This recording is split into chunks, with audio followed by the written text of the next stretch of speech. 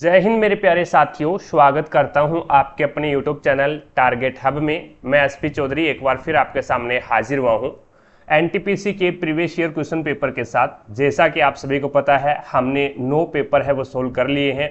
अगर वो पीछे वाली क्लासें आपने नहीं देखी है तो इस क्लास के आई बटन या फिर डिस्क्रिप्शन बॉक्स में उसका लिंक मिल जाएगा, वहां से जाकर के आप पीछे वाली क्लासें देख सकते हैं, या फिर आप प्लेलिस्ट में जाओगे तो कंटिन्यू सभी क्लासें आपको देखने को मिलेगी। चलिए शुरू करते हैं आज का सेशन। और आज अपन इस क्लास में 3 मार्च 2021 को जो 3 बजे जो पेपर हुआ था उस पेपर का इस क्लास में सॉल्यूशन करने वाले हैं। तो जल्दी से क्लास को लाइक करें भी, जिसने भी क्लास को लाइक नहीं किया है तो एक बार क्लास को लाइक कीजिएगा ताकि हमारा भी मोटिवेशन बना रहे। और चैनल पर अगर आप नए हैं तो चैनल को सब्सक्राइब करें, पास में लगे बेल आइकन को जरूर दबाएं ताकि अपन जैसे ही नेक्स्ट वीडियो लेके आए तो उसका नोटिफिकेशन सबसे पहले आपके पास पहुंचे और आप तुरंत उसका लाभ उठा सको। ज़्यादा से ज़्यादा वीडियो को शेयर करना भी अपने सभी दोस्तों के साथ में। पहला क्वेश्चन देखो भी आपके सामने है। पहला क्वेश्चन है, उस विकल्प का चयन करना है जो अन्य से असंगत है। तो यहाँ पे जिमीकंद है, बैंगन है, आलू है और मूली है। तो यहाँ पे बैंगन इनमें से अलग हो जाएगा क्योंकि बैंगन है वो पौधे के ऊपर लगते हैं, ठीक है। और यहाँ पे जिमीकंद है, आलू है और मूली है, ये क्या है, जमीन के अंदर लगते हैं। तो यहाँ पे बैंगन इस प्रकार से अलग हो जाएगा। 2 नंबर ऑप्शन आपका बिल्कुल राइट हो जाएगा। अगला क्वेश्चन देखो भी नेक्स्ट आपके सामने है 2 नंबर क्वेश्चन। अब 2 नंबर क्वेश्चन थोड़ा सा बढ़िया लेवल का क्वेश्चन है इसमें। अब यहाँ पे 22 प्लस में 8√6 का और यहाँ पे पावर दे रखी है 1/2। 1/2 पावर का मतलब क्या होता है, रूट होता है भी 1/2 पावर लगा दो या फिर रूट लगा दो, बात एक ही है। अब इसको मैं इस रूप में ओपन करूंगा, अभी a प्लस बी का होल स्क्वायर के रूप में ओपन करूंगा। जैसे कि a की स्क्वायर प्लस में b की स्क्वायर प्लस में 2ab, इस रूप में अपन इसको ओपन करेंगे। तो यहाँ पे a की स्क्वायर प्लस b की स्क्वायर क्या है, 22 हो जाएगा। और 2ab यानी 2ab बराबर अपने पास में है 8√6। आपको चाहिए ab बराबर क्या आ जाएगा, तो 8√6 अपॉन में 2, तो 2 एकम 2 और 2 चौके 8। तो यहाँ पे आपके पास में आ जाएगा 4√6। तो ab का मान क्या आ गया, 4√6 आ गया। तो इसका मतलब क्या हो गया, यहां से a को तो उठा लो 4 और b को उठा लो √6, कोई दिक्कत नहीं है। अब इसको इस प्रकार से बना के देखते हैं, इस फॉर्मूले में रख के देखते हैं। a का मान आपके पास में है, b का मान आपके पास में है, क्या वापस यही बनता है क्या। अब देखो भी a की स्क्वायर यानी 4 की स्क्वायर 16 प्लस में b की स्क्वायर क्या है भी, √6 है। तो √6 का स्क्वायर करोगे तो 6 ही आएगा। और प्लस में 2ab, तो 2 फॉर्मूले का लग जाएगा। और उसके बाद में इंटू 4 और इंटू के अंदर आ जाएगा आपका b क्या है, √6 है। अब इसको करोगे तो 16 और 6 22 हो जाते हैं। 22 प्लस में 2 चौके 8, तो ये हो जाएगा 8√6। यानी वापस क्या आ रहा है आपका, वापस यही बन रहा है। तो इसका मतलब क्या हो गया, अपना फॉर्मूला एकदम सही है, यानी a प्लस बी की स्क्वायर ही इसमें लगेगा। अब यहाँ पे आगे चलते हैं। अब ये आपके पास में a क्या है, a प्लस में b का होल स्क्वायर, a प्लस में b का होल स्क्वायर है। अब यहाँ पे a आपके पास में क्या है भी, 4 है, प्लस में b आपके पास में क्या है, √6 है। और इसका क्या है भी, स्क्वायर कर दो। और इन पूरे का फिर होल स्क्वायर के रूप में क्या है, 1/2 है। यानी ये लगा हुआ है भी, 1/2 लगा दिया हमने। अब देखो भी, अब ये क्या होता है, ये आपका इस प्रकार से बनेगा भी, 2 से 2 कैंसिल हो जाएगा और किसी की पावर 1 हो तो वो कोई फर्क नहीं पड़ता उसका, 4 प्लस में √6 ही आ जाएगा। 4 प्लस में √6 जो कि आपका राइट आंसर क्या होगा, 2 नंबर ऑप्शन आपका बिल्कुल राइट हो जाएगा। आगे देखो भी नेक्स्ट आपके सामने है 3 नंबर क्वेश्चन। राम सुबह में 7, दोपहर में 8 और शाम में 3 केले खाता है। इस प्रकार वह एक दिन में कितने दर्जन केले खाता है, ये आपको बताना है। अब देखो भी, राम सुबह आपको 7 केले खाता है और दोपहर को 8 केले खाता है और शाम को 3 केले खाता है। तो इसका मतलब हो गया एक दिन के अंदर है वो 18 केले खाता है। अब इस प्रकार वह एक दिन में कितने दर्जन केले खाता है। तो 1 दर्जन के अंदर 12 केले होते हैं भी, 1 दर्जन के अंदर है वो कितने केले होते हैं, 12 केले होते हैं। तो मैं यहाँ पे इस प्रकार से कर सकता हूँ क्या भी, 1 दिन के अंदर है वो 18 केले खाता है। या फिर इसको इस प्रकार से लिख दें भी, 18 केले है वो 1 दिन के अंदर खाता है। तो 1 केला है वो कितने दिन में खाएगा, तो 1/18। तो इस प्रकार वह 1 दिन में कितने दर्जन केले खाता है। तो दर्जन के अंदर तो 12 आते हैं, तो यहाँ पे 12 से फिर क्या कर दो, इसको डिवाइड कर दो भी।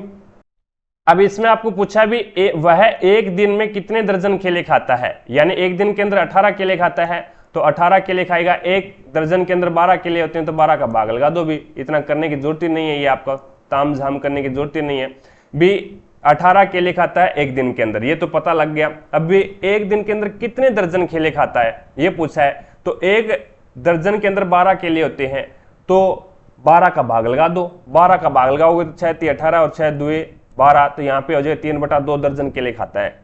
तो यहाँ पे 3 नंबर ऑप्शन आपका बिल्कुल राइट हो जाएगा। अगला क्वेश्चन देखो भी, नेक्स्ट आपके सामने है, निम्नलिखित में से कौन सा क्षेत्र भारत के जीडीपी में सर्वाधिक योगदान देता है, तो वो आपका हो जाएगा तृतीयक क्षेत्र।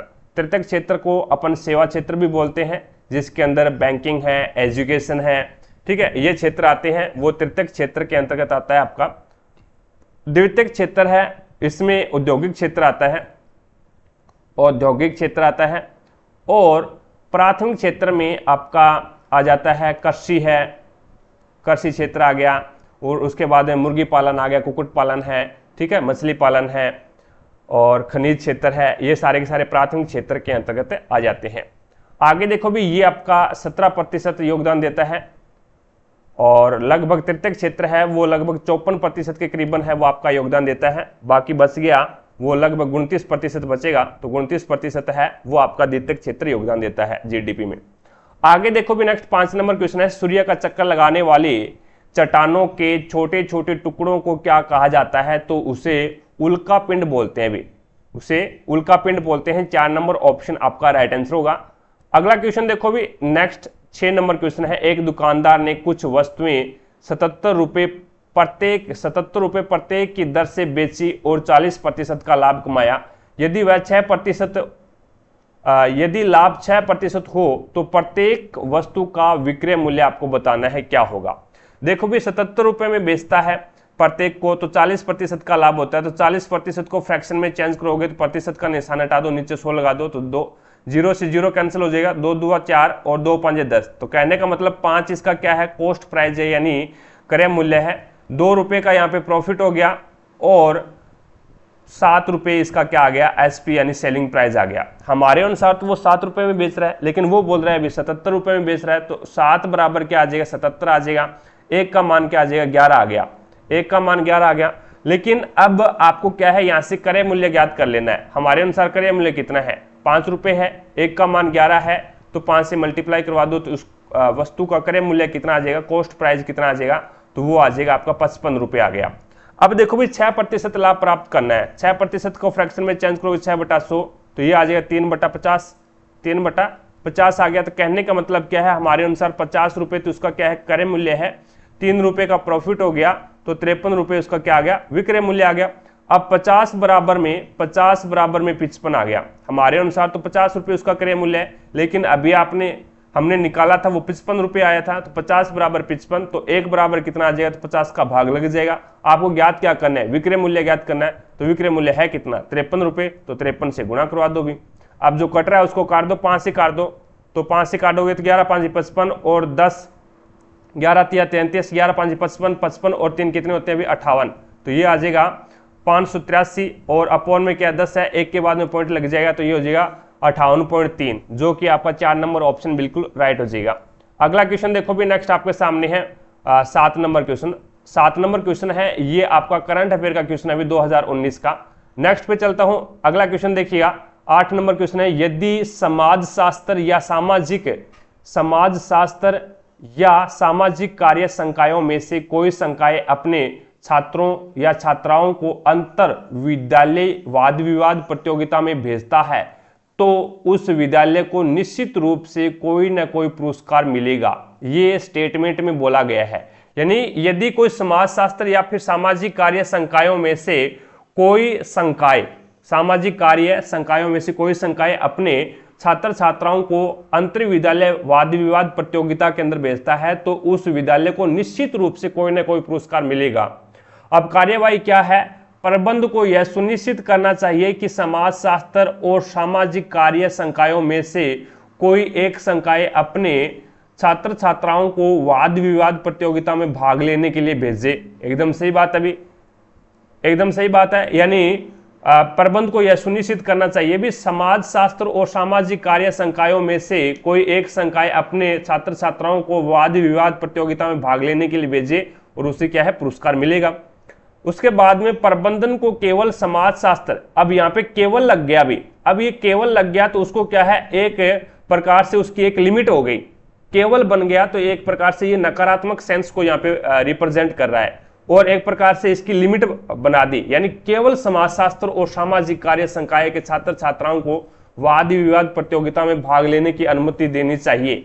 तो ये इस प्रकार से गलत हो जाता है केवल लगने पे, ठीक है। अब इसने देखो भी यहाँ पे बोला समाजशास्त्र या फिर सामाजिक कार्य संकायों में से कोई संकाय हो, लेकिन यहाँ पे इसने केवल लगा दिया ना, तो ये एक प्रकार से नेगेटिव सेंस उत्पन्न करेगा। अब उसके बाद में समाजशास्त्र या सामाजिक कार्य संकाय के प्रतिभागियों को अन्य अंतर विद्यालय वाद विवाद प्रतियोगिता में भाग लेने के लिए प्रोत्साहित किया जाना चाहिए, यह भी बिल्कुल सही बात है। तो यहाँ पे आपका पहला और दूसरा क्या है, दोनों पहला और तीसरा सही है, दूसरा गलत हो जाएगा भी, यही कार्यवाही की जानी चाहिए। 2 नंबर ऑप्शन आपका राइट आंसर होगा। आगे देखो भी नेक्स्ट आपके सामने है अगला क्वेश्चन। अगला क्वेश्चन है, अब यहां पे आपको पूछा गया है इंसेक्ट्स ब्रीथ थॉट, तो कीट है वो किसके माध्यम से सांस लेते हैं। इंसेक्ट्स ब्रीथ यानी सांस लेना, थॉट यानी जो कीट होते हैं वो किसके माध्यम से सांस लेते हैं, तो वो आपका राइट आंसर होगा श्वास रंध्र से। स्पेरिकल्स का मतलब होता है सांस रंध्र से, श्वास रंध्र से है वो कीट सांस लेते हैं। 4 नंबर ऑप्शन आपका राइट आंसर होगा। अगला क्वेश्चन देखो भी नेक्स्ट आपके सामने है, कांग्रेस के किस अधिवेशन में महात्मा गांधी ने अपने नेताओं को खिलाफत के साथ साथ स्वराज के समर्थन में असहयोग आंदोलन चलाने के लिए राजी कर लिया था, तो वो कलकत्ता अधिवेशन में कर लिया था। 3 नंबर ऑप्शन आपका बिल्कुल राइट हो जाएगा भी। कांग्रेस के कलकत्ता अधिवेशन में महात्मा गांधी ने अन्य नेताओं को खिलाफत के साथ साथ स्वराज के समर्थन में असहयोग आंदोलन चलाने के लिए राजी किया था, तो वो कलकत्ता अधिवेशन में किया था। असहयोग आंदोलन 1920 से 1922 तक चला था भी, ठीक है। और 1922 में महात्मा गांधी ने इसको वापस कर लिया था, वापस ले लिया था, चोरा चोरी कांड हो गया था उस हत्याकांड के कारण। आगे देखो भी नेक्स्ट आपके सामने, भारत सरकार ने मानव संसाधन विकास मंत्रालय द्वारा तैयार किए गए शिक्षा पोर्टल का नाम क्या है, तो वो साक्षात हो जाएगा।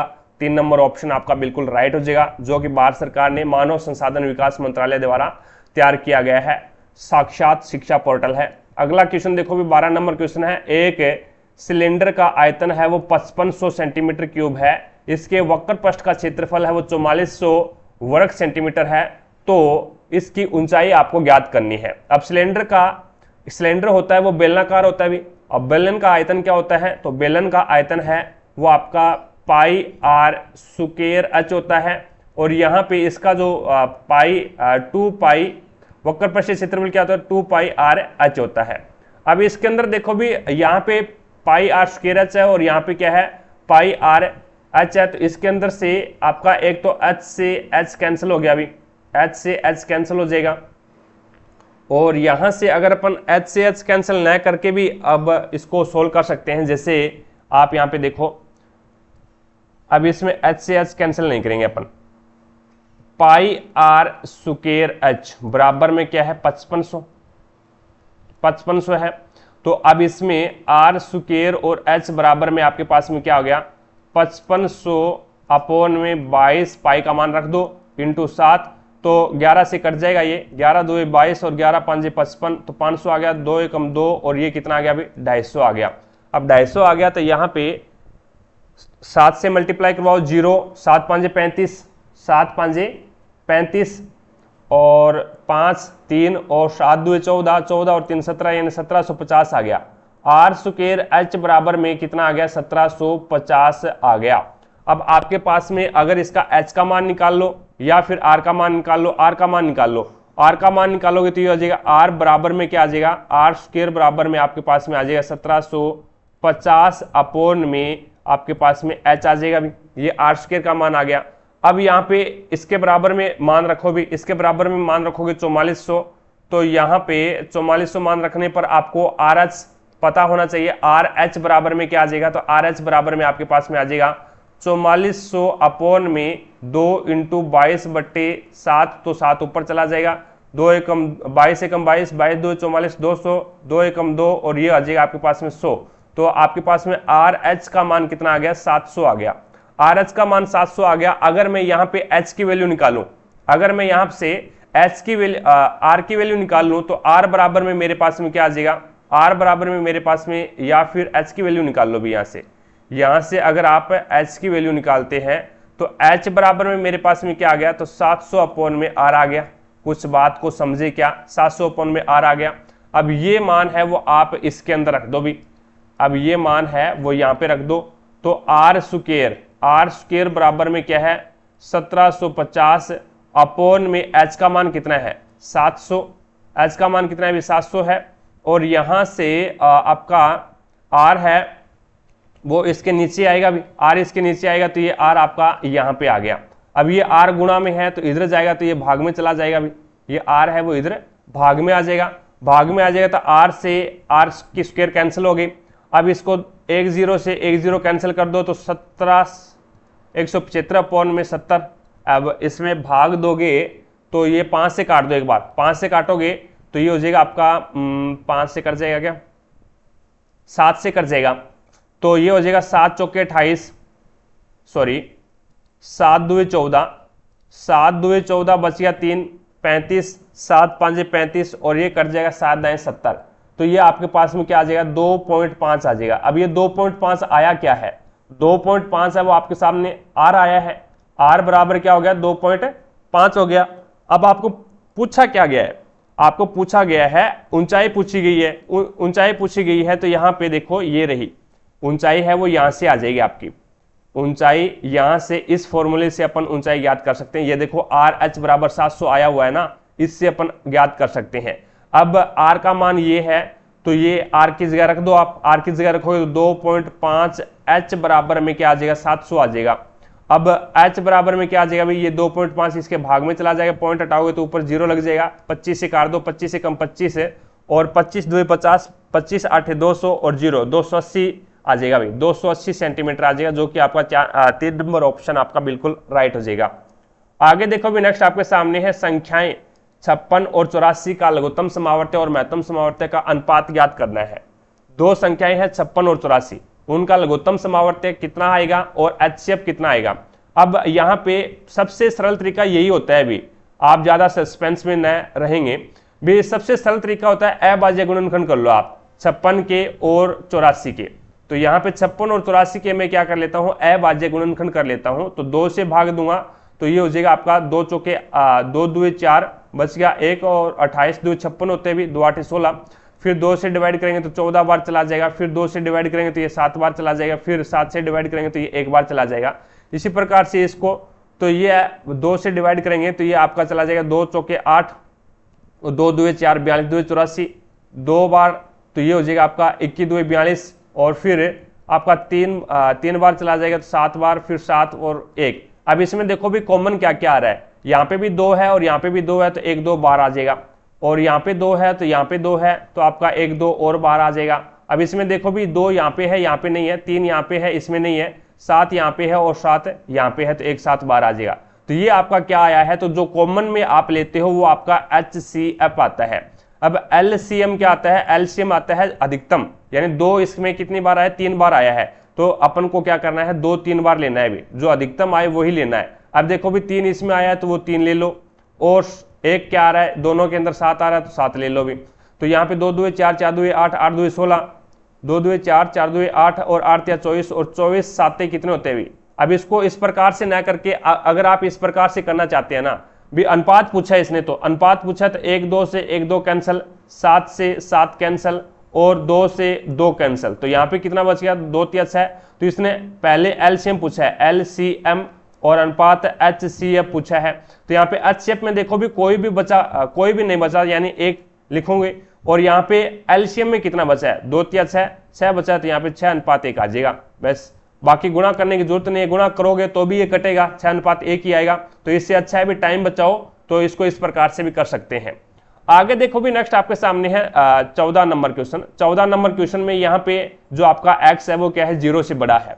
अब देखो भी यहाँ से एलसीएम लोगे इसमें, यानी इतने के अंदर पहले एलसीएम लोगे, सभी के बीच में क्या है, मल्टीप्लाई का निशान है, यहाँ पे भी मल्टीप्लाई का है, यहाँ पे भी मल्टीप्लाई है। पहले इसमें मैं एलसीएम लेता हूँ, x प्लस में एक एलसीएम ले लेता हूँ, तो इसके नीचे एक मानोगे तो ये आ जाएगा x प्लस में एक, और इधर क्या है प्लस में एक, और उसके बाद में इसी प्रकार से गुणा का निशान है यहाँ पे, इसका एलसीएम क्या आएगा 2 नंबर का, तो ये हो जाएगा x प्लस में 2, तो इसको लिखोगे x प्लस में 2 और प्लस में क्या है यहाँ पे 1 है तो इसका 1 लिखोगे, इनटू इसका एलसीएम क्या आ जाएगा, इसका एलसीएम x प्लस में 3 आ जाएगा, तो यहाँ पे बचेगा x प्लस में 3 और प्लस में 1, और उसके बाद में इसका एलसीएम कितना आएगा, तो x प्लस में 4 आएगा, तो यहाँ पे बचेगा x प्लस में 4 और प्लस में 1।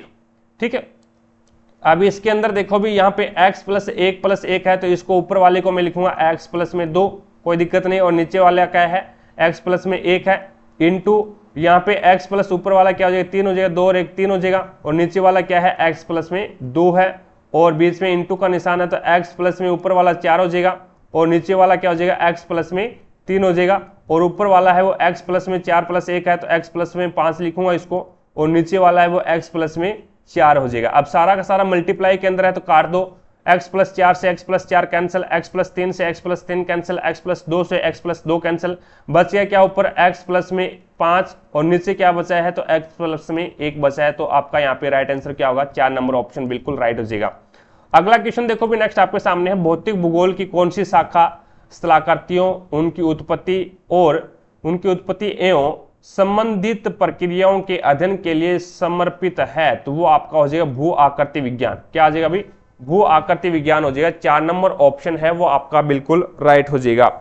आगे वाले क्वेश्चन पे लेके चलता हूं, नेक्स्ट देखिएगा 16 नंबर क्वेश्चन आपके सामने है, यदि 4 महिलाएं और 7 लड़कियां एक कार्य को 58 दिन में पूरा कर सकती है, तो 12 महिलाएं और 8 लड़कियां उसी कार्य को कितने दिन में पूरा करेगी। क्वेश्चन आधा है भी, क्वेश्चन क्या है, आधा अधूरा है, इसके अंदर एक कंडीशन और आनी चाहिए थी, तभी अपन इस क्वेश्चन को सोल्व कर सकते हैं। ये देखो भी यहाँ पे नोट लगा के लिखा गया है, आपको ये क्या है, बॉन्ड से मिला गया है, आपको ये बॉन्ड से मिला हुआ है, इसमें एक कंडीशन और आती तभी अपन इस क्वेश्चन को सोल्व कर पाते हैं, क्योंकि इसमें आपको क्या है, महिला और लड़कियों का यहाँ पे मान ज्ञात करना पड़ेगा, भाई कितनी महिलाएं हैं वो कितने लड़कियों के बराबर कार्य करती है, तो वो मान आप यहाँ पे एक कंडीशन और आती तो आप इसको सोल्व कर पाते, नहीं तो आप इस क्वेश्चन को सोल्व नहीं कर पाओगे। तो यहाँ पे ये बॉन्ड्स है 16 नंबर क्वेश्चन। अगला देखो भी नेक्स्ट 17 नंबर क्वेश्चन आपके सामने है, भारतीय संविधान में शामिल स्वतंत्रता, समानता, बंधुता का सिद्धांत किस देश के संविधान से लिया गया है, तो वो फ्रांस के संविधान से लिया गया है। 4 नंबर ऑप्शन है वो आपका यहाँ पे राइट आंसर होगा। हमारा जो संविधान है वो 10 देशों के संविधान से सम्मिलित किया गया है, अभी बनाया गया है। ठीक है, आयरलैंड से अपने नीति निर्देशक तत्व लिए गए हैं, और संयुक्त राज्य अमेरिका से मौलिक अधिकार लिए गए हैं, ब्रिटेन से संसद है वो ली गई है ब्रिटेन से। ठीक है, संसद का जो प्रारूप है वो ब्रिटेन से लिया गया है। आगे देखो भी नेक्स्ट आपके सामने है 18 नंबर क्वेश्चन। 18 नंबर क्वेश्चंस में आपको इसमें पूछा गया है भी ए और बी ने क्रमशः 20,000 16,000 का निवेश करके एक साझेदारी की, और 3 माह के बाद में सी 15,000 रुपए का निवेश करके उस साझेदारी में शामिल हो गया। 4350 रुपए की 6 माही लाभ में, यानी 6 माह के अंदर ही उसने क्या है अपना प्रॉफिट दिखा दिया 4350 रुपए। तो बी का हिस्सा बताना है भी, ये लो ए का है, ये बी भाई साहब है, और ये सी भाई साहब है। अब ये 20,000 रुपए लगाते हैं और ये 16,000 रुपए लगाते हैं, और उसके बाद में ये 16,000 रुपए लगाते हैं भी, 16,000 रुपए, और ये 15,000 रुपए लगाते हैं। अब ये 3 महीने के बाद में आते हैं, 6 माह का लाभ का हिसाब होता है, तो इसका मतलब ये इसका भी 6 महीने के लिए लगा, और इसका भी 6 महीने के लिए, और इसका 3 महीने के लिए लगा, क्योंकि 3 महीने बाद में आता है ये, तो 3 महीने तक की इसकी राशि चली। अब देखो भी जो कट रहा है उसको काट दो, 3 एकम 3, 3 दुआ 6 और 3 दुआ 6, 3 0 से 3 0 कैंसिल। ठीक है, उसके बाद में कुछ कट रहा है क्या। अब यहां से देखो भी 2 दुआ 4 हो गया, 20 दुए 40, सॉरी 20 बचा है ना, यहाँ पे 20 बचा हुआ है, तो 20 दुए 40 रेशियो 16 दुए 32 रेशियो 15, यहाँ पे 15 बच गया। अब ये आपके पास में रेशियो आ गया। अब रेशियो आ गया तो यहाँ पे ये आपका क्या है, लाभांश का रेशियो आ गया एक प्रकार से, यानी अब जो लाभांश होगा, जो आपका लाभ होगा, उसका डिवाइडेशन है वो आपका जो पूंजी निवेश की गई है उसके अनुपात के ऊपर ही करते हैं। तो यहाँ पे टोटल हमारे अनुसार अनुपात कितना है, 3, 5, 2, 7, 7, 3 और 1 4 और 4 8, 87, 87 बराबर में 43 से 50, तो 1 बराबर में कितना आ जाएगा, तो 87 का भाग लगा दो भी। अब इसके अंदर अगर 87 एकम 87 और 87 5 435 होते हैं तो 50 बार चला जाएगा। अब आपको बी का हिस्सा पूछा तो बी का रेशियो कितना है, 32 है। तो 0, 5 2 10, 5 या 15 और 1 16, तो यहाँ पे 1600 रुपये क्या है, बी का आ जाएगा, जो कि आपका राइट आंसर होगा 3 नंबर ऑप्शन। आगे देखो भी नेक्स्ट आपके सामने है, एयर इंडिया के लोगों में इनमें से क्या शामिल है। एयर इंडिया के लोगों में इनमें क्या शामिल है, तो एक उड़ता हुआ हंस जिसके अंदर कोणार्क चक्कर दर्शाया गया है। एक उड़ता हुआ हंस जिसके अंदर है वो कोणार्क चक्कर दर्शाया गया है, ये एयर इंडिया के लोगों में शामिल किया गया है भी। ठीक है, आगे देखो भी नेक्स्ट आपके सामने है 20 नंबर क्वेश्चन। एक आपकी जानकारी के लिए मैं बता दूं, अगर कोई भी दोस्त ग्रुप डी की तैयारी कर रहा है, ग्रुप डी की तैयारी कर रहा है, तो ग्रुप डी के प्रीवियस ईयर के पेपर हैं वो सारे के सारे आपको करवाए गए हैं। 2022 के अंदर है वो 99 पेपर हुए थे भी, और सारे टोटल के टोटल है वो मैंने इसी चैनल पे करवा रखे हैं। लिंक मैंने आपको डिस्क्रिप्शन बॉक्स में दे रखा है, तो वहां से जाकर के आप प्लेलिस्ट में कंटिन्यू सारे के सारे वीडियो देख सकते हैं। ठीक है, निम्न में से कौन सा अलोहा धात्विक खनिज नहीं है। अलोहा धात्विक खनिज नहीं है तो वो आपका हो जाएगा अब्रक। अब्रक है वो अलोहा धात्विक खनिज नहीं है अभी। अब्रक एक है, अलोहा धात्विक खनिज नहीं है। बाकी सारे के सारे तांबा है आपका, बॉक्साइट है, लेड है, ये सारे के सारे क्या है, अलोहा धात्विक खनिज है, यानी ये लोहे के अंदर नहीं आते भी। अलोहा धात्विक खनिज है, तांबा है, बॉक्साइट है, लेड है, और अलोहा धात्विक खनिज है वो आपके नहीं है, वो आपका कौन सा है, अब्रक नहीं है। आगे देखो भी नेक्स्ट आपके सामने है 21 नंबर क्वेश्चन। अब 21 नंबर क्वेश्चन के अंदर देखिएगा, इसके अंदर है वो आपको गो डाउन। गो डाउन को क्या लिखता है, ये लिख रहा है IQFQY और P। प्रत्येक के अंदर क्या कर रहा है, ये 2 बढ़ा रहा है अभी। तो 7 और 2 9, 15 और 2 17, 4 और 2 6, 15 और 2 17, 23 और 2 25 और 14 और 2 16, यानी प्रत्येक के अंदर क्या कर रहा है, +2 कर रहा है। +2 कर रहा है तो बॉक्स का देखो भी BOXES, तो इसको 2 बढ़ाएगा तो 4 आ जाएगा, और 15 और 2 17 और 24 और 2 26, और ई आता है 5 पे, 5 और 2 7, और 19 और 2 कितने होते हैं अभी, 19 और 2 21, यू आ जाएगा। तो यहाँ पे आपका राइट आंसर होगा 3 नंबर ऑप्शन। नेक्स्ट देखिएगा, अगला क्वेश्चन है, निम्नलिखित में से कौन सा समुद्री ऊर्जा का स्रोत नहीं है। निम्नलिखित में से कौन सा समुद्री ऊर्जा का स्रोत नहीं है, तो सौर ऊर्जा है वो समुद्री ऊर्जा का स्रोत नहीं है। सौर ऊर्जा है वो सूर्य से प्राप्त की जाती है, तो 2 नंबर ऑप्शन आपका राइट आंसर होगा। बाकी महासागरीय तापीय ऊर्जा है ये भी समुद्र से प्राप्त की जाती है, तरंग ऊर्जा है ये भी समुद्र से प्राप्त की जाती है, और ज्वारीय ऊर्जा है ये भी समुद्र से ही प्राप्त की जाती है। आगे देखो भी नेक्स्ट आपके सामने है 23 नंबर क्वेश्चन। 23 नंबर क्वेश्चन में बोला गया 25,000 रुपए की कोई राशि है, एक निश्चित साधारण ब्याज की दर से 4 वर्ष में 31,500 हो जाती है, तो ब्याज दर ज्ञात कीजिए। अब देखो भी 25,000 रुपए की राशि 4 वर्ष के अंदर 31,500 हो जाती है, तो इसका मतलब क्या है, 25,000 रुपए तो यहाँ पे आपका प्रिंसिपल हो गया, और 31,500 है ये आपका क्या हो गया, मिश्रधन हो गया। तो यहाँ पे 25,000 इसमें से आप माइनस कर दो भी, तो आपके पास में क्या आ जाएगा, ब्याज आ जाएगा 4 सालों का। तो 0 0 5 और 11 में से 5 गया 6, तो ये आ जाएगा आपके पास में 6,500। 6,500 है वो 4 साल का क्या आ गया, ब्याज आ गया। और ब्याज आपको पता है दर ज्ञात करने के लिए दर बराबर क्या होता है, ब्याज इंटू 100 अपॉन में मूलधन इंटू समय। तो मूलधन कितना है आपके पास में, 25,000 रुपए है, तो 25,000 लगा दो, और समय कितना है आपके पास में 4, तो 3 0 से 2 तो ये और 1 ये कैंसिल हो गया, और उसके बाद में 5 से काट दो, 13 5 65 और 25 5 5 25, उसके बाद में 5 एकम 5 5 2 10, फिर 2 एकम 2 2 2 4, तो 13 को क्या करना है, 2 से डिवाइड करना है, तो ये आ जाएगा 13 का आधा 6.5, तो आपका 6.5 इसकी क्या आ जाएगी, रेट आ जाएगी, जो कि 3 नंबर ऑप्शन आपका बिल्कुल राइट हो जाएगा। आगे देखो भी 24 नंबर क्वेश्चन आपके सामने है, इसका आपको क्या करना है, फ्रैक्शन दे रखी है, एलसीएम ज्ञात करना है। एलसीएम ज्ञात करने के लिए एलसीएम ज्ञात करना है, तो फ्रैक्शन में आप अंश का तो क्या करोगे, एलसीएम ज्ञात करोगे, अंश होता है उसका तो आपको एलसीएम ज्ञात करना है, और हर होता है उसका आपको क्या करना है, HCF ज्ञात करना है। हर क्या होता है, नीचे वाला होता है और अंश होता है ऊपर वाला। तो यहाँ पे 4, 3 और 9 का आपको एलसीएम ज्ञात करना है। तो अगर इसके अंदर है वो आप 9 और 4 का आपस में मल्टीप्लाई करवा दो, क्योंकि जो संख्या 9 से डिवाइड होगी वो संख्या 3 से भी डिवाइड हो सकती है, तो इसको 3 इसके साथ इंक्लूड नहीं करेंगे। 9 चौका 36 आ गया, और उसके बाद में 5, 8, 8 588 का आपको क्या करना है, HCF ज्ञात करना है। ऐसी संख्या देखिए, ऐसी बड़ी से बड़ी संख्या देखिए जो 5, 8, 8 को क्या कर दे, डिवाइड कर दे, तो वो एक ही है भी, एक ही ऐसी संख्या है, क्योंकि ये असहभाज्य संख्याएं हैं जिसका HCF क्या होता है, 1 होता है। तो यहाँ पे 36/1 को मैं 36 ही लिखूंगा, कोई दिक्कत नहीं है। तो 4 नंबर ऑप्शन आपका बिल्कुल राइट हो जाएगा। अगला क्वेश्चन देखो भी, जीने का अधिकार, right of life, right of life भारतीय संविधान के किस अनुच्छेद के तहत प्रदान किया गया है, तो आर्टिकल 21 के अंतर्गत प्रदान किया गया है। 3 नंबर ऑप्शन है वो आपका बिल्कुल राइट हो जाएगा।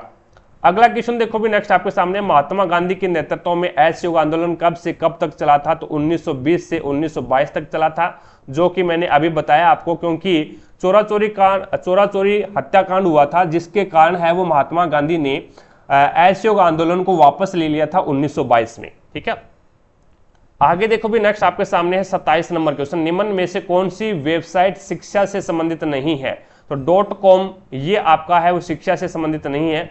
जो जिसके भी अंत में इन लगा हुआ हो, .in लगा हुआ हो, वो सारी की सारी क्या है, एजुकेशन यानी शिक्षा से संबंधित होती है।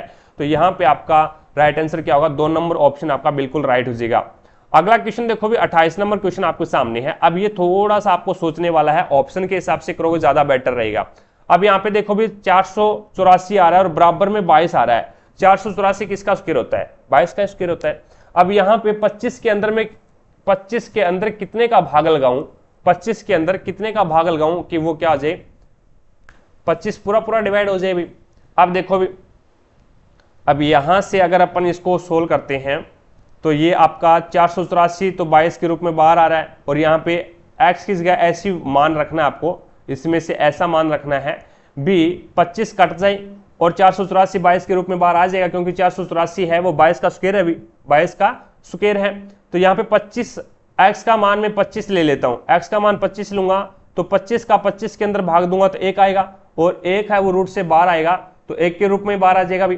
ठीक है, और उसके बाद में 1 का 484 के साथ में गुणा करूंगा तो ये कितना हो जाएगा, रूट 484, और रूट 484 को मैं 22 के रूप में बाहर निकाल सकता हूं, कोई दिक्कत नहीं है, वेरी इजी। बस आपको थोड़ा सा सोचने की जरूरत है।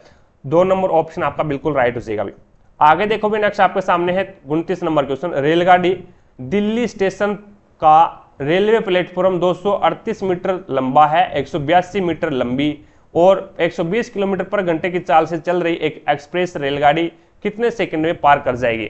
अब देखो भी, प्लेटफॉर्म की तो लंबाई आपको 238 दे दी, ठीक है, और रेलगाड़ी की जो लंबाई है वो 162 मीटर दे दी। टोटल लंबाई कितनी हो जाएगी, तो टोटल लंबाई है वो 238 प्लस में 162, तो इसको जोड़ोगे तो 8 और 2 10 और 3 और 6 9 और 1 10, और उसके बाद में ये आपके पास में आ जाएगा 2 और 1 3 और 1 4, यानी टोटल है वो आपके पास में लेंथ कितनी आ गई, 400 मीटर की आ गई। टोटल लेंथ 400 मीटर होगी। अब यहाँ पे 120 किलोमीटर पर घंटा दे रखा है आपको, तो समय बराबर क्या होता है, दूरी बटा चाल होता है, लेकिन समय आपको जो चाल दे रखी है वो किलोमीटर पर घंटे में दे रखी है, तो मीटर प्रति सेकंड में चेंज करोगे तो गुणा किससे करोगे, 5/18 से गुणा करोगे, यानी मीटर प्रति सेकंड में चेंज करोगे तो 5/18 से गुणा करोगे, और किलोमीटर पर घंटा में चेंज करोगे तो 18/5 से गुणा करोगे।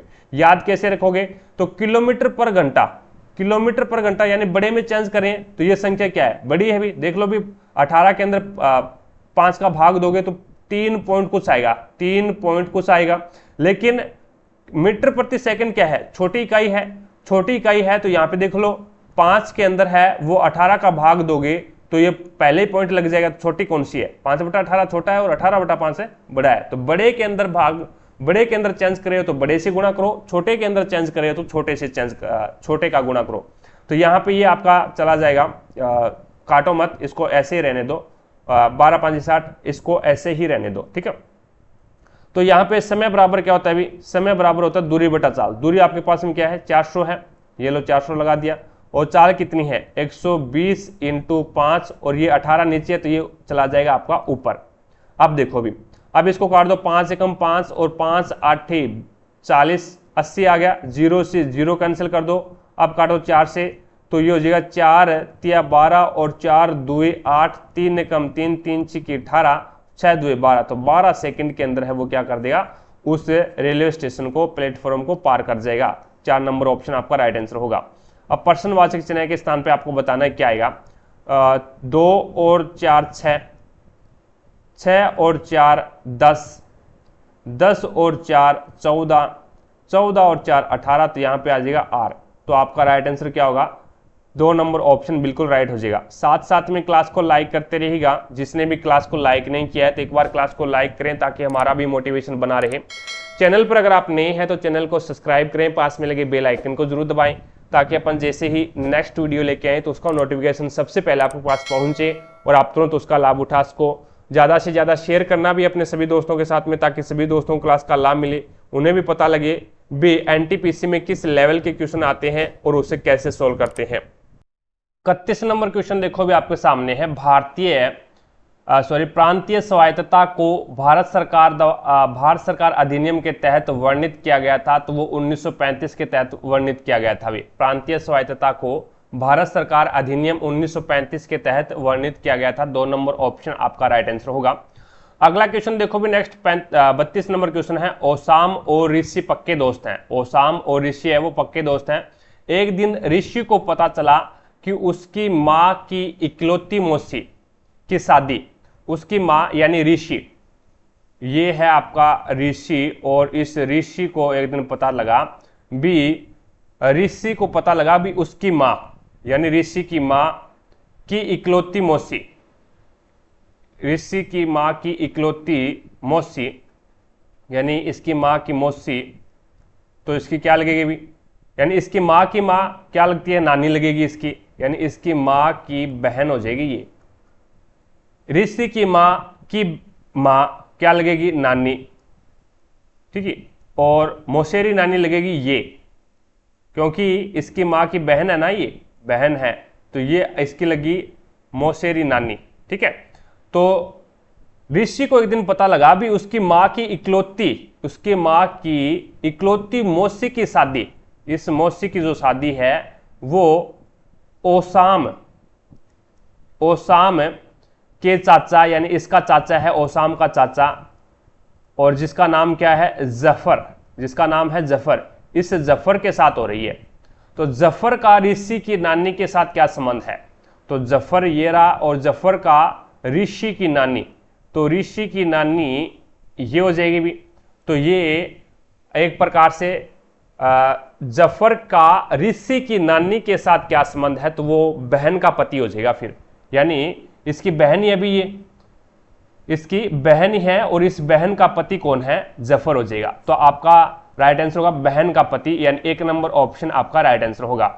आगे देखो भी नेक्स्ट आपके सामने है 33 नंबर क्वेश्चन है। 7 14 इस प्रकार से माध्यिका ज्ञात करनी है आपको। माध्यिका ज्ञात करनी है तो इसको सबसे पहले क्या करोगे आप, आरोही क्रम में सेट करोगे। आरोही क्रम में सेट करोगे तो पहले आएगा 8, उसके बाद में आएगा पहले आएगा 7, फिर 8, उसके बाद में इसमें 11 आ जाएगा, फिर 12 आ जाएगा, फिर 13 आ जाएगा, और फिर 14 आ जाएगा, और फिर 15 आ जाएगा, और फिर 20 आ जाएगा।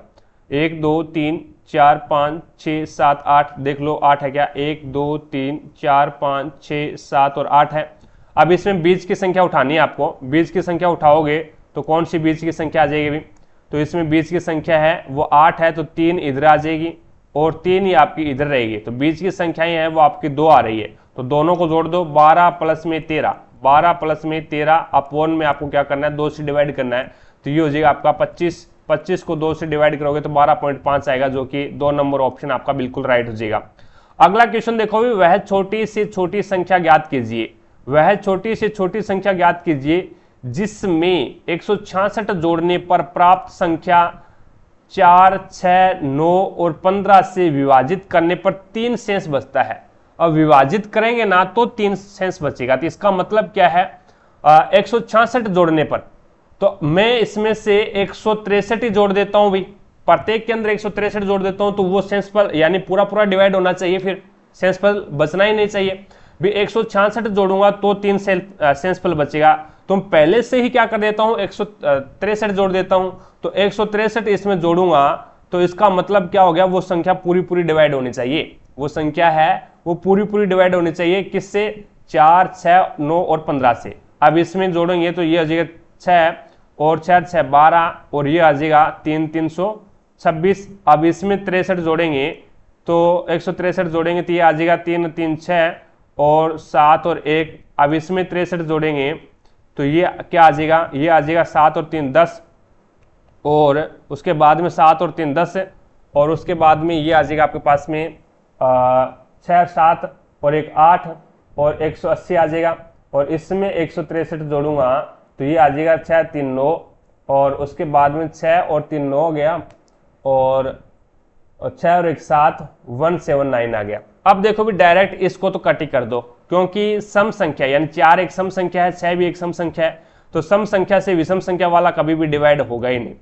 अब 9 का विभाजकता का नियम लगा दो, तो 9 का विभाजकता का नियम लगाओगे तो 6 और 3 9 हो गए, तो 9 कट गया, बच गया 2, यानी सेंसफल 2 बच रहा, तो इसका मतलब ये 9 से डिवाइड नहीं होगा। और उसके बाद में इसको अगर अपन 9 से डिवाइड करेंगे तो ये कितना हो जाएगा, और 6 और 1 7 7 7 14 होते हैं, 14 है वो 9 से डिवाइड होगा नहीं, तो ये भी 9 से डिवाइड नहीं होगा, तो आपके पास में बच गया 1, यानी 180 है वो 9 से डिवाइड हो रहा है। और ये 15 से भी डिवाइड हो रहा है, अभी 15 एकम 15 बच गया 30, 15 2 30 यानी 15 से डिवाइड हो रहा है। और 4 से भी डिवाइड हो जाएगा, 4 चौके 16 बच गया 2 20 4 5 20 और 6 से भी डिवाइड हो जाएगा 6 3 18। तो क्या हो जाएगा आपका राइट आंसर क्या होगा, 3 नंबर ऑप्शन बिल्कुल राइट हो जाएगा। अभी आगे देखो भी नेक्स्ट आपके सामने है अगला क्वेश्चन, 35 नंबर क्वेश्चन है। राम ने एक कंपनी में शेयरों में 42,000 रुपए का निवेश किया, उनके सभी शेयर का 1/3 भाग 10% के लाभ पर बेच दिया गया और शेष शेयरों को 10% की हानि पर बेच दिया गया, तो आपको बताना है राम को कितनी हानि हुई। अब 42,000 के शेयर थे, भी 42,000 के शेयर थे, इसके 1/3 भाग, इसका 1/3 भाग का मतलब कितना हो गया, 3 से डिवाइड करोगे तो 3 एकम 3 3 चौके 12 यानी 14 3 42 यानी 14,000 रुपए है वो 10% के लाभ पर बेचे गए। तो 14,000 रुपए 10% का लाभ का मतलब क्या हो गया, 10 क्रय मूल्य यहाँ पे और 1 का लाभ हो गया और 11 में बेच दिया, ये सिस्टम होता है। लेकिन इसने क्या है निवेश किया, यानी निवेश किया तो अपने पास में 10 का वैल्यू कितना है, 10 का वैल्यू 14,000 है, 10 का वैल्यू 14,000 है, तो 1 का वैल्यू आपके पास में कितना आ जाएगा, 1400 आ जाएगा। आपको चाहिए 11 का वैल्यू, तो 11 का वैल्यू करोगे तो ये आ जाएगा 0 0 11 चौके 44 11 कम 11 और 4 कितने होते हैं भी 11 और 4 15 यानी 15,400 रुपये आ गया, 15,400 रुपये आ गया। उसके बाद में इसने बच गया कितना भी, यानी 1/3 यानी 14,000 तो इसने 10% के लाभ पर बेच दिया, बाकी बच गया आपके पास में 28,000।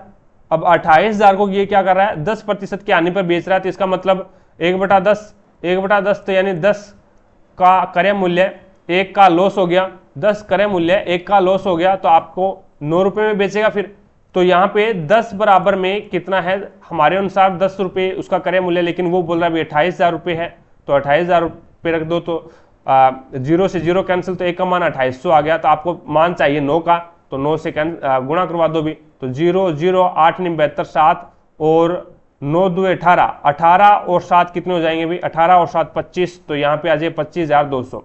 अब ये देखो भी यहाँ पे 25,200 रुपये मिले इसको और यहाँ पे 15,400 रुपये मिला, 15,400 और 25,200 को आपस में ऐड कर दो भी, तो आपस में ऐड करोगे तो ये देख लो कितना 42,000 से ज्यादा है या फिर कम है, तो 0 0 6 5 5 10 और 2 और 1 3 और 1 4, तो ये हो जाएगा 40,700 रुपये आ जाएगा। यानी उसने 42,000 रुपये तो निवेश किए और प्राप्त उसने कितना किया 40,600 रुपये प्राप्त किया, तो इसका मतलब क्या हो गया 1,400 रुपये का उसको क्या हो गया चूना लग गया, यानी हानि हो गई। तो 3 नंबर ऑप्शन आपका राइट आंसर होगा। आगे देखो भी नेक्स्ट आपके सामने है, ये भी क्वेश्चन शोषण शक्ति पे डिपेंड करता है भी आपके, और यहाँ पे 1/5 आ रहा है, तो x का मान आपको बताना है। अब इसको मैं किस प्रकार से लिख सकता हूं, तो इसको मैं यहाँ पे लिखूंगा रूट 625 अपॉन में मेरे पास में क्या है, इसको रूट x लिखूंगा, कोई दिक्कत नहीं है, और बराबर में इसका मान कितना आना चाहिए 1/5 आना चाहिए। अब देखो भी ये ऊपर वाला है वो तो किस रूप में ओपन हो जाएगा, 25 के रूप में बाहर आ जाएगा। अभी 25 का 25 या 625 होते हैं, और ये रूट आपका x है, ये इधर चला जाएगा, ये आपका वज्र गुणा करवाऊंगा तो इधर चला जाएगा, तो ये आपके पास में आ जाएगा रूट x, और इसके नीचे 5 है वो उसका इधर गुणा करवा दूंगा तो ये आपके पास में 25 का 5 के साथ में गुणा हो जाएगा। अब ये देखो 25 5 कितना होता है, 125 होता है। 125 बराबर में आपके पास में क्या है, अभी रूट x है।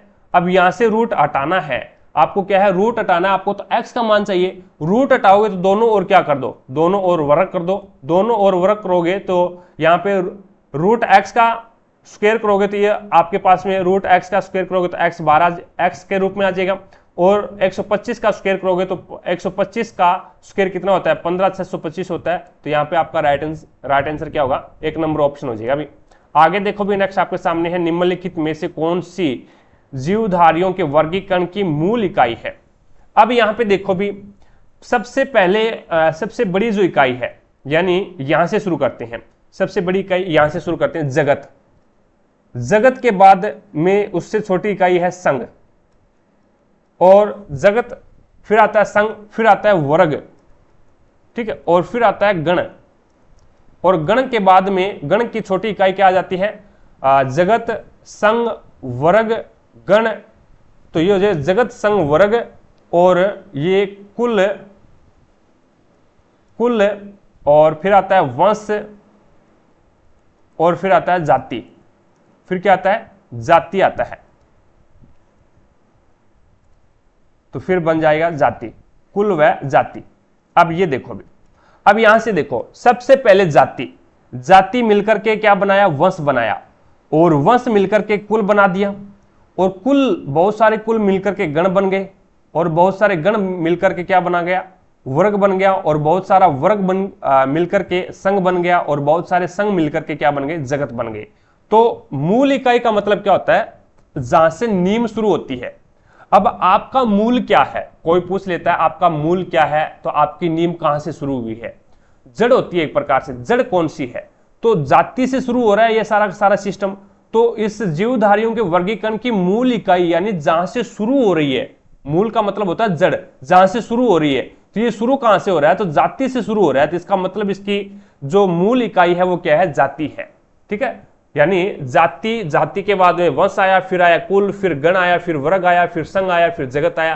तो मैंने इसको थोड़ा सा उल्टे टाइप से याद कर रखा है अभी, जगत संघ वर्ग कुल व जाति, जगत संघ वर्ग, जगत संघ वर्ग, इतना याद कर लिया मैंने। उसके बाद में इस गण को याद नहीं किया, कुल व जाति, जगत संघ वर्ग, वर्ग से गए, व रह गए, वर्ग बन गया, और फिर गए से दोबारा से शुरू कर दो, गण, कुल व जाति, व से वंश बन जाएगा, और जाति। इस प्रकार से याद रख सकते हो भी आप अपने अकॉर्डिंग।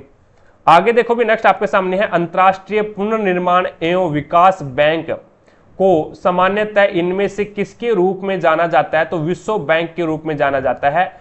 2 नंबर ऑप्शन है वो आपका बिल्कुल राइट हो जाएगा। International bank of reconstruction and development, अंतरराष्ट्रीय पुनर्निर्माण एवं विकास बैंक को विश्व बैंक के रूप में जाना जाता है।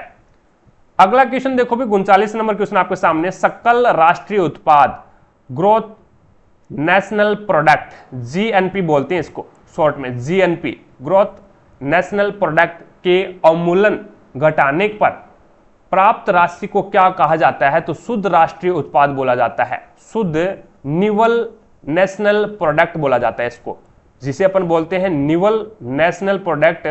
तो शुद्ध को अपन निवल बोल सकते हैं, तो ये हो जाएगा आपका एनएनपी, एनएनपी, इस प्रकार से इसको बोल सकते हैं, शुद्ध राष्ट्रीय उत्पाद होता है। यानी सकल राष्ट्रीय उत्पाद होता है, जीएनपी होता है, उसमें अवमूल्यन को घटा दें तो अपने पास में एनएनपी प्राप्त होता है, यानी शुद्ध राष्ट्रीय उत्पाद प्राप्त हो जाएगा। आगे देखो भी, नेक्स्ट आपके सामने 40 नंबर क्वेश्चन। 40 नंबर क्वेश्चन के अंदर है वो 20,000 रुपए की कोई राशि है, 8% वार्षिक ब्याज की दर से 2 वर्ष के अंदर है वो चक्रवर्ती ब्याज ज्ञात करना है आपको। ब्याज की गणना वार्षिक चक्रवर्ती के आधार पर करनी है। अब देखो भी, यहाँ पे 20,000 रुपए की कोई राशि है, ज्ञात कर दें, कोई दिक्कत नहीं। ये लो 20,000 रुपए की राशि है पहले साल के लिए और दूसरे साल के लिए, और 8% है, तो 8% को फ्रैक्शन में चेंज करोगे तो 8/100 ही रहने दो, 8/100 ही रहने दो और काटापीटी मत करो इसको, ठीक है। कट जाएगा, काटने के लिए तो कट जाएगा, लेकिन थोड़ा सा आसान रहेगा भी 8/100, ये पहले साल के लिए, ये दूसरे साल के लिए।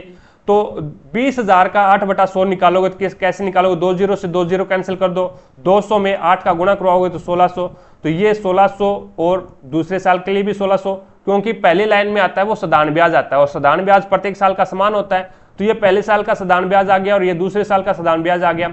अब इसमें अगर आपसे साधारण ब्याज पूछता तो 3200 रुपये हो जाता, लेकिन चक्रवर्ती ब्याज पूछा है तो चक्रवर्ती ब्याज में ब्याज के ऊपर भी ब्याज लगता है, तो यहाँ पे ब्याज के ऊपर ब्याज लगेगा, कितना लगेगा, 8/100 ही लगेगा। तो 2 जीरो से 2 जीरो कैंसिल कर दो, 16 का 8 के साथ में गुणा करवाओगे तो 8 छिक्का 48, 4 8 एकम 8 और 4 12 128 आ गया। अब ये इसने पूछा है भी ब्याज की गणना में चक्रवर्ती आधार पर करनी है, तो चक्रवर्ती ब्याज बताना है कितना है, 1600 और 1600 3200। अब 3200 में आपको 128 जोड़ना है, तो ये आ जाएगा 8 2 3 और 3 3328 रुपये। इसका क्या आ गया, 3328 है वो आपका चक्रवर्ती ब्याज आ गया। अगर आपसे पूछता भी चक्रवर्ती ब्याज और साधारण ब्याज का अंतर कितना है, तो 128 रुपये दूसरी लाइन में आएगा, वो हमेशा अंतर आएगा। आगे देखो भी नेक्स्ट आपके सामने है, भारत के किस राष्ट्रपति को मिसाइल मैन के रूप में जाना जाता है, तो डॉक्टर APJ अब्दुल कलाम को मिसाइल मैन के रूप में जाना जाता है। 1 नंबर ऑप्शन आपका राइट आंसर होगा। अगला क्वेश्चन देखो भी, उस विकल्प का चयन करना है, जैसे संगीत संगीतकार से संबंधित है, तो उसी प्रकार से गीत है वो गीतकार से संबंधित हो जाएगा भाई। संगीत है वो संगीतकार से रिलेशन रखता है, उसी प्रकार से गीत को गीतकार गाता है या फिर गीतकार बनाता है, संगीत को संगीतकार बनाता है तो गीत को गीतकार बनाता है। आगे देखो भी नेक्स्ट आपके सामने है 43 नंबर क्वेश्चन, शब्द मॉनसून को शब्द मौसम से लिया गया है। तो मानसून जो शब्द है ना, जो मॉनसून जो शब्द है वो अरबी भाषा के मौसम से लिया गया है, मौसम से लिया गया है, जिसका अर्थ क्या होता है, मौसम होता है भी, ठीक है। तो ये याद रखना, क्वेश्चन बहुत बार पूछा जाता है। ये मौसम मानसून जो शब्द है वो अरबी भाषा के मौसम से लिया गया है, जिसका अर्थ क्या होता है, मौसम होता है। आगे देखो भी नेक्स्ट आपके सामने है 44 नंबर क्वेश्चन, करंट अफेयर का है। नेक्स्ट पे चलता हूं, 45 नंबर क्वेश्चन है, इनमें से कौन सा सम्राट अकबर के शासन में राजस्व मंत्री था, तो टोडरमल था भी। टोडरमल है ये आपका सम्राट अकबर के शासन काल में राजस्व मंत्री था। अगला क्वेश्चन देखो भी नेक्स्ट 46 नंबर क्वेश्चन आपके सामने है। 46 नंबर क्वेश्चन में आपको बोला गया भी इनमें से कौन सा भारतीय संविधान के अनुसार मौलिक अधिकार नहीं है, तो संवैधानिक उपचार का अधिकार ये तो मौलिक अधिकार के अंतर्गत आता है भी, और संभाषण एवं अभिव्यक्ति की स्वतंत्रता का अधिकार ये भी आपका मौलिक अधिकार के अंतर्गत आता है, और समानता का अधिकार है ये भी आपका मौलिक अधिकार के अंतर्गत आता है, जो कि आर्टिकल 14 में दिया गया समानता का अधिकार, ठीक है। तो यहाँ पे समान न्याय और निःशुल्क विधिक सहायता का अधिकार है, ये आपका मौलिक अधिकार के अंतर्गत नहीं आता। मौलिक अधिकार है वो भाग 3 में जोड़े गए हैं, भाग 3 आर्टिकल 12 से लेकर के 35 के बीच में आपके मौलिक अधिकार आते हैं भी, ठीक है। आगे देखो भी नेक्स्ट आपके सामने है अगला क्वेश्चन, 2011 की जनगणना के अनुसार केरल का लिंगानुपात प्रति 1000 पुरुषों पर महिलाओं की संख्या 1084। यहाँ पे ठीक है अभी, यहाँ पे सिस्टम ठीक है।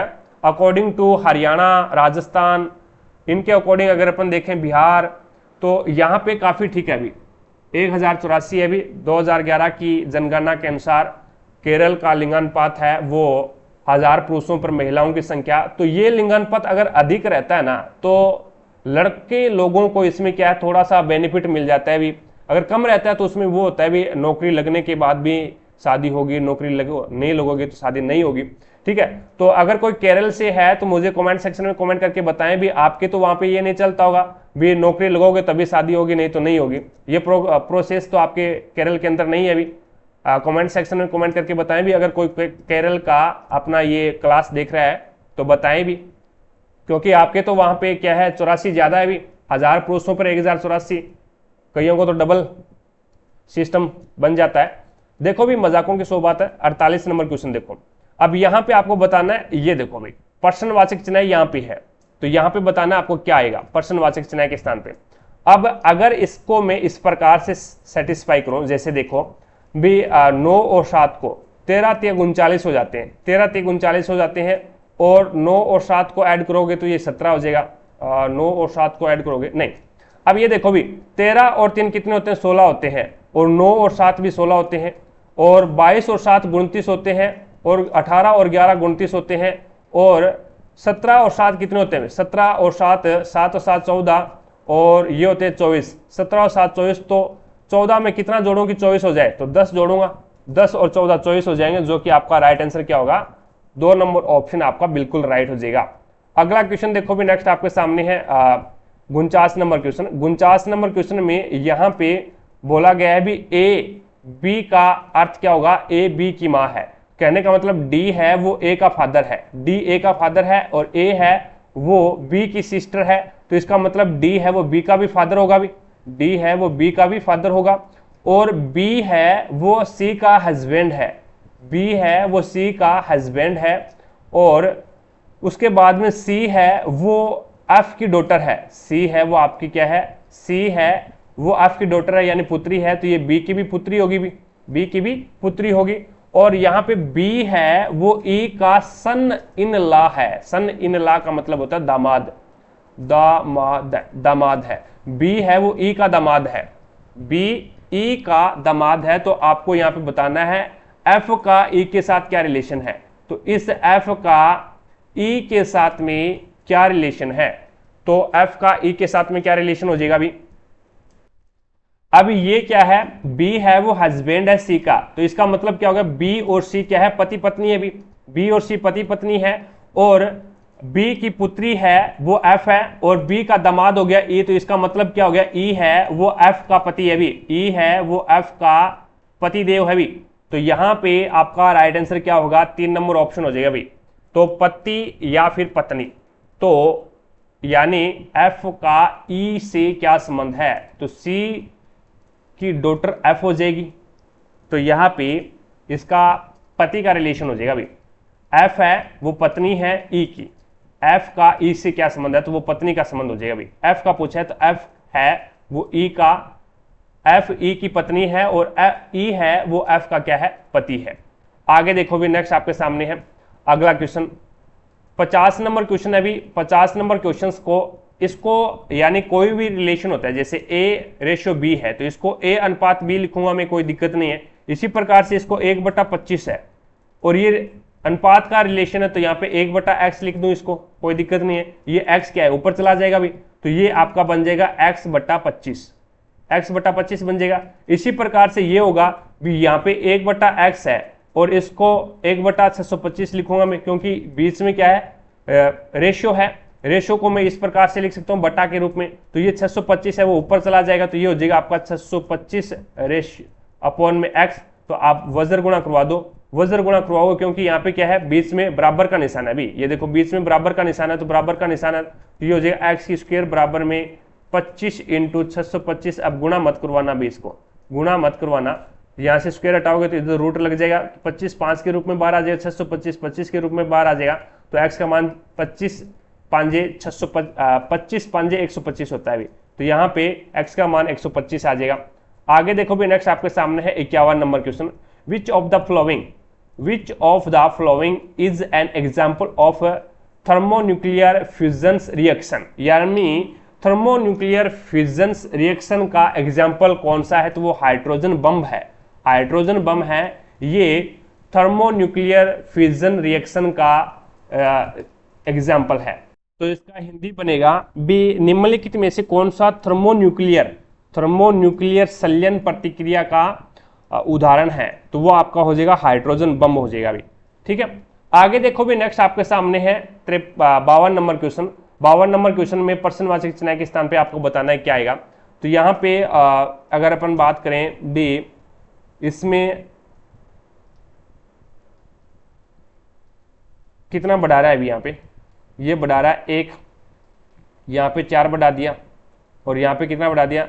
9 बढ़ा दिया, यहाँ पे फिर 16 बढ़ाएगा, यहाँ पे 25 बढ़ाएगा, और यहाँ पे 36 बढ़ाएगा, फिर यानी स्क्वायर बढ़ा रहा है। अभी 1 की स्क्वायर, 2 की स्क्वायर, 3 की स्क्वायर, 4 की स्क्वायर, इस प्रकार से।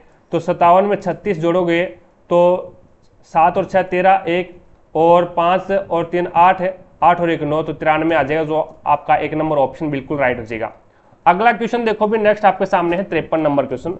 अब 53 नंबर क्वेश्चन में प्रश्नवाचक चिन्ह के स्थान पे आपको बताना है क्या आएगा? MC। अब यहाँ पे देखो भी m आता है 13 पे, 13 में से 5 घटाया 8 आ गया, 8 में 5 घटाया तो 3 आ गया, 3 में 5 घटाया तो 24 आ गया, 24 में से 5 घटा दो तो आपका 19 आ जाएगा, और 19 में 5 घटाओगे तो 14 आएगा, तो 14 पे आ जाएगा आपका n, और n आपके पास में ऑप्शन में ही एक है बस, और देखना ही नहीं है। n यहाँ पे देखो भी, यहाँ पे नहीं है, यहाँ पे भी नहीं है, यहाँ पे भी, यहाँ पे है और यहाँ पे नहीं है, तो आपको ऑप्शन टिक कर देना 3 नंबर, और देखना ही नहीं है। अगर सोल्व करना चाहो तो सोल्व कर लो, 3 में से 5 घटाया तो 24, 24 में से फिर 5 घटाया तो 19, और 19 में फिर 5 घटाया तो 14, 14 में फिर 5 घटाया तो ये 9, और 9 में से फिर 5 घटाओगे तो 4 आ जाएगा, तो आपका डी आ जाएगा। तो आपका राइट आंसर क्या होगा, 3 नंबर हो जाएगा। अभी आगे देखो भी, नेक्स्ट आपके सामने है, इनमें से किस अंतर्राष्ट्रीय संगठन का मुख्यालय वाशिंगटन डीसी के अंदर है, तो वो है अंतर्राष्ट्रीय मुद्रा कोष। अंतर्राष्ट्रीय मुद्रा कोष का जो मुख्यालय है वो कहाँ पे है, वाशिंगटन डीसी के अंदर है। 1 नंबर ऑप्शन आपका राइट आंसर होगा। अगला क्वेश्चन देखो भी, नेक्स्ट आपके सामने है 55 नंबर क्वेश्चन। जूते के अंदर है वो फीता होता है जो कि उसे टाइट करने के लिए कार्य करता है, बांधने के लिए कार्य करता है। इसी प्रकार से कमीज के अंदर बटन होते हैं, कमीज के अंदर बटन होते हैं जो कि उसको टाइट करने के लिए या फिर एक प्रकार से उसको बांधने के लिए कार्य करते हैं। 1 नंबर ऑप्शन आपका बिल्कुल राइट हो जाएगा। अगला क्वेश्चन देखो भी, बंगाल में स्वदेशी आंदोलन के दौरान बनाए गए झंडे में कौन कौन से रंग थे। बंगाल में स्वदेशी आंदोलन के दौरान बनाए गए तिरंगे झंडे में कौन कौन से रंग थे, तो लाल, हरा और पीला। लाल, हरा और पीला ये 3 रंग थे भी स्वदेशी आंदोलन के दौरान जो तिरंगा झंडा बनाया गया था उसमें लाल, हरा और पीला ये 3 रंग थे।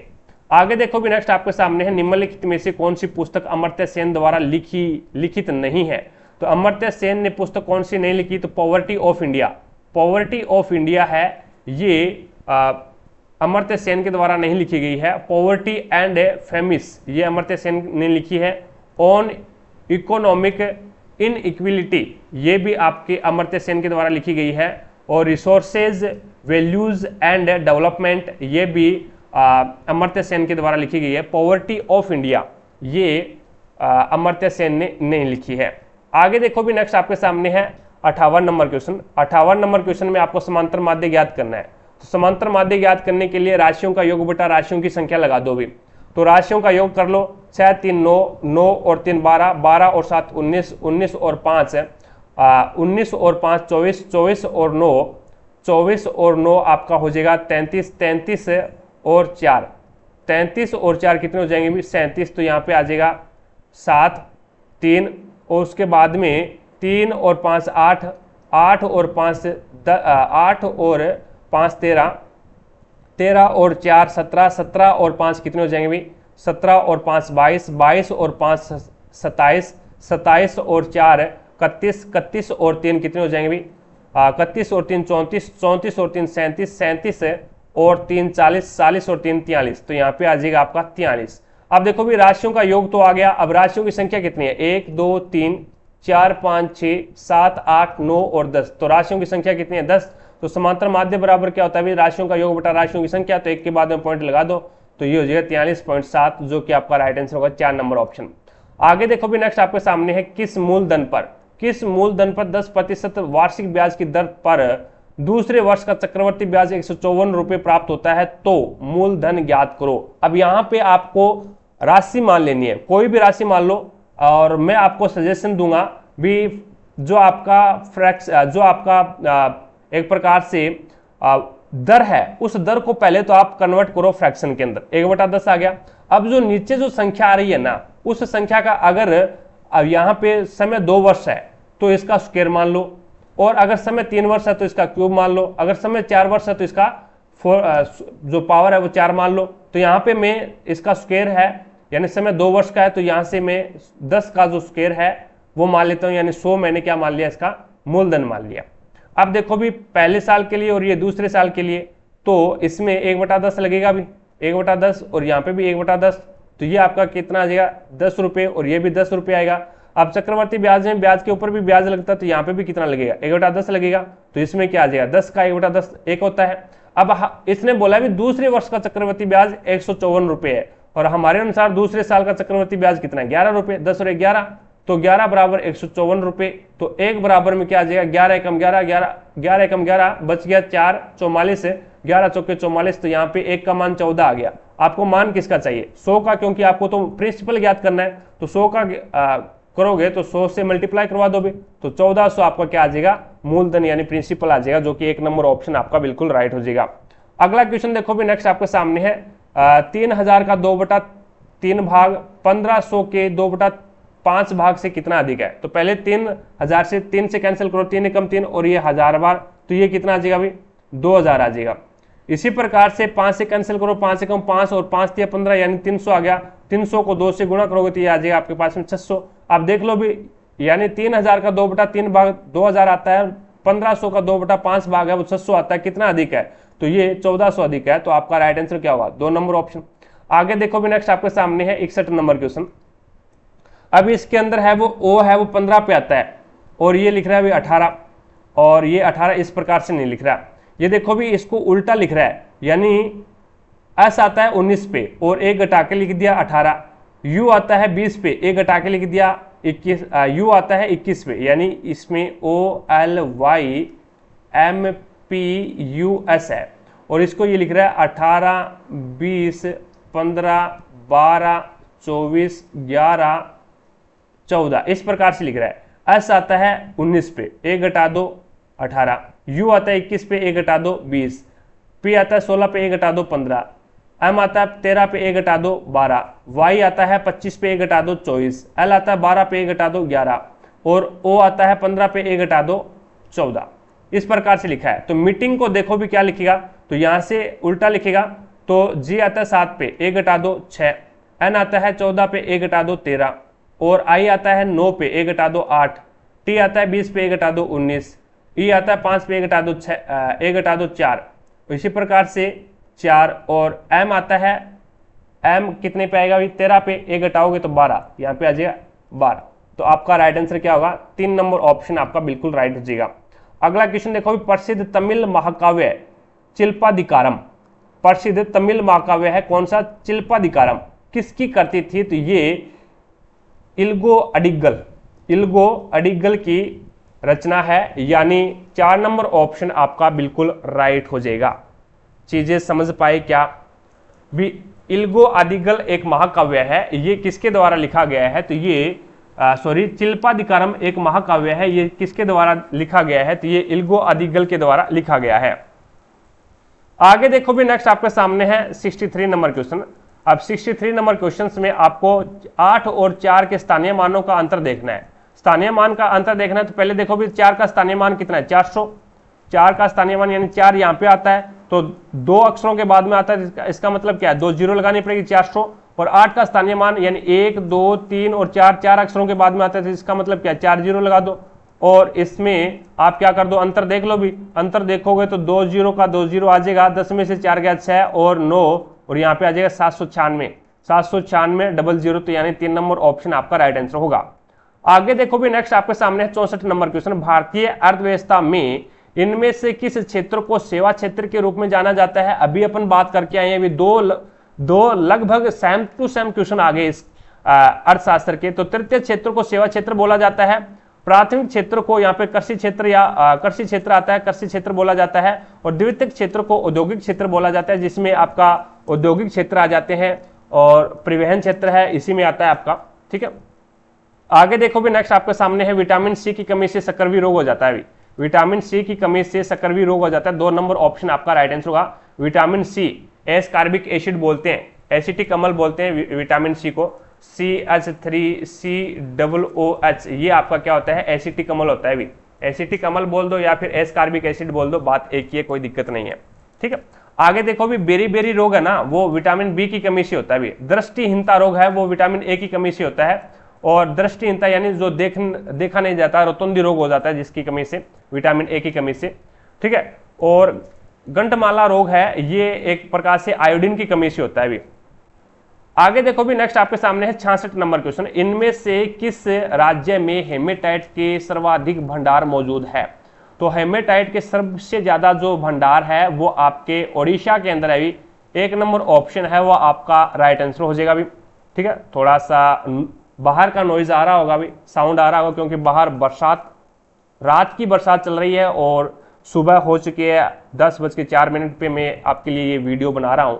तो इसमें अभी तक बारिश रुकी नहीं है, कंटिन्यू बारिश है वो चल रही है अभी, ठीक है। आगे देखो भी नेक्स्ट बढ़िया मौसम है, अभी एकदम चिल मौसम चल रहा है। 67 नंबर क्वेश्चन देखिएगा, यदि रामू, रोहित और श्याम मिलकर के एक कार्य को 8 दिन में कर सकते हैं। ये लो रामू और RO से रोहित हो जाएगा, मिलकर के दोनों क्या है 8 दिन के अंदर कार्य पूरा कर सकते हैं। रामू अकेला उस कार्य को 16 दिन में कर सकता है और रोहित उस कार्य को RO से रोहित उस कार्य को अकेला 24 दिन में पूरा कर सकता है। रोहित अकेला उसको 24 दिन में पूरा कर सकता है, तो श्याम अकेले उस कार्य को कितने दिन में पूरा करेगा। ओहो, यहाँ पे श्याम हो रहा है, अभी ऊपर श्याम हो रहा है, रामू, रोहित और श्याम 3 है अभी यहाँ पे। तो इनका एलसीएम कितना आ जाएगा, अभी इनका एलसीएम है वो 48 आ जाएगा। 8 छिक्का 48, 16 तिया 48 और 24 दुए 48 हो गए। अब देखो भी आप श्याम का निकाल सकते हैं क्या, यानी तीनों मिलकर के एक दिन में 6 कार्य करते हैं। रामू मिलकर के रामू अकेला एक दिन में 3 कार्य करता है और रोहित एक दिन में 2 कार्य करता है। तो मैं अगर इन तीनों में से रामू और रोहित का भाग निकाल दूं तो मेरे पास में रोहित का भाग श्याम का भाग बचेगा।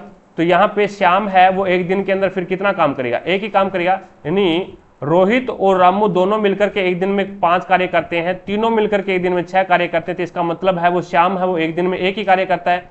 तो इसने बोला भी श्याम अकेले उस कार्य को कितने दिन में पूरा करेगा। तो कार्य है कितना 48, तो 48 एक दिन में एक कार्य करता है, तो 48 दिन के अंदर 48 कार्य कर देगा। 4 नंबर ऑप्शन आपका बिल्कुल राइट हो जाएगा। अगला क्वेश्चन देखो भी नेक्स्ट आपके सामने है 68 नंबर क्वेश्चन। अब इस व्यंजक का आपको मान बताना है, एक पूर्ण वर्ग है तो x का मान बताना है क्या आएगा। अब यहाँ पे देखो भी ये अपन एक प्रकार से मान लेते हैं भी 21.98 इंटू 21.98 यानी a की स्क्वायर, कोई दिक्कत नहीं है, बीच में प्लस का निशान है यहाँ पे, और इसको एक बार होल्ड पे रखो। और ये आपका 0.04 और 0.04 है, तो इसका मतलब क्या हो गया, ये b की स्क्वायर हो गया।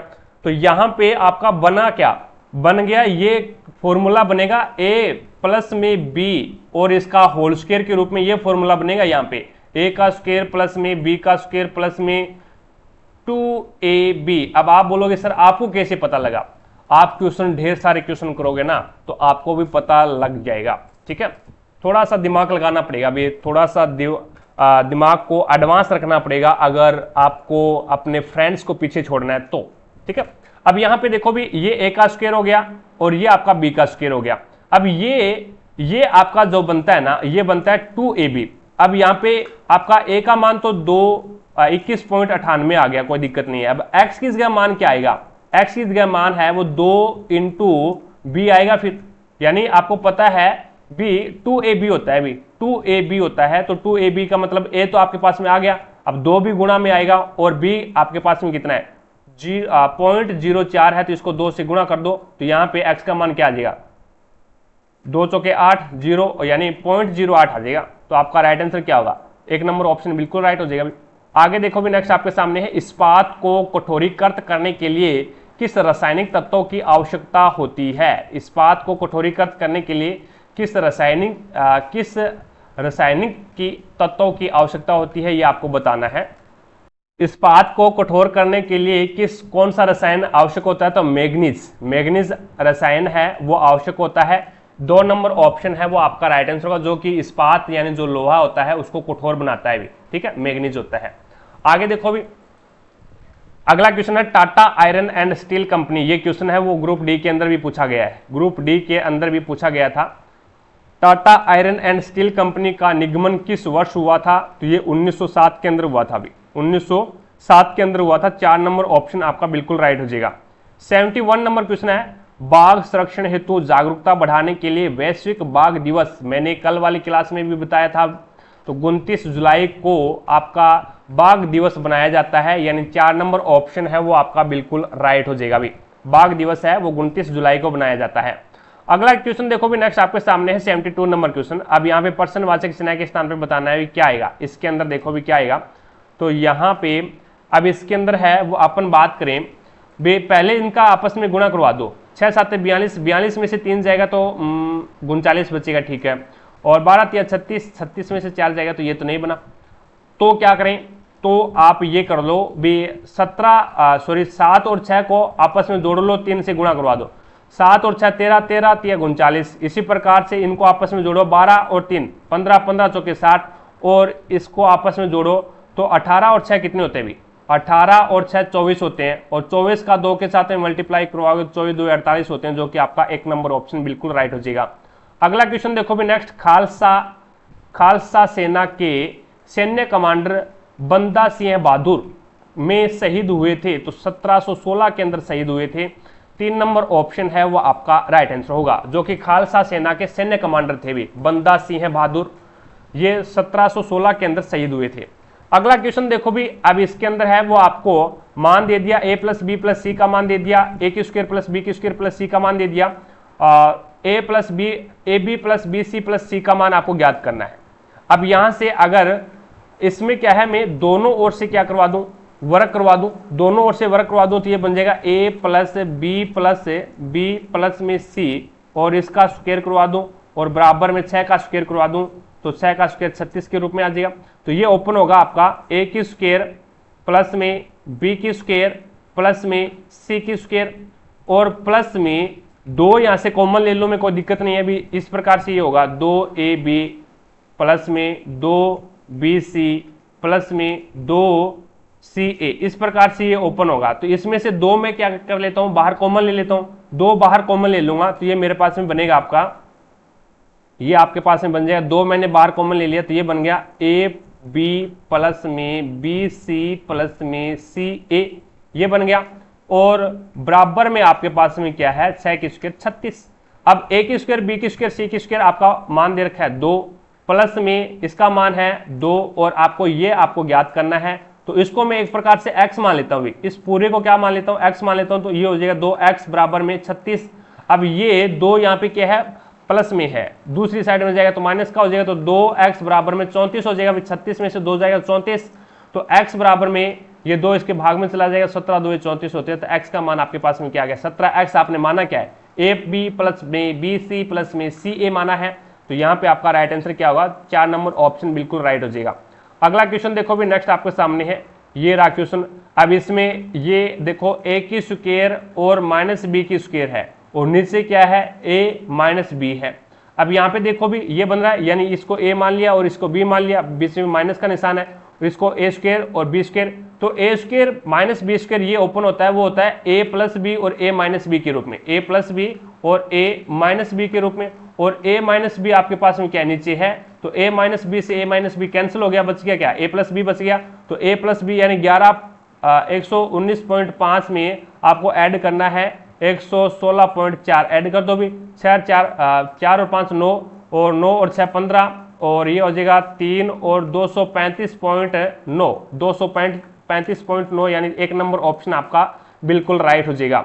अगला क्वेश्चन देखो भी नेक्स्ट आपके सामने है, यहाँ पे थीटा का मान 60 डिग्री दे रखा है आपको, थीटा का मान कितना दे रखा है भी, 60 डिग्री दे रखा है। तो 2 coat square theta, 2 coat square theta, तो यहाँ पे कोट 60 का मान क्या होता है, कोट 60 का मान क्या होता है, तो इसको मैं 2 और ये हो जाएगा कोट स्क्वायर थीटा, तो ये हो जाएगा आपका कोट स्क्वायर थीटा, थीटा का मान है वो 60 डिग्री है, तो ये लो 60 डिग्री रख दिया। उसके बाद में एक माइनस में यहाँ पे आ जाएगा कोट स्क्वायर थीटा, और कोट स्क्वायर थीटा का मान क्या है, 60 डिग्री है।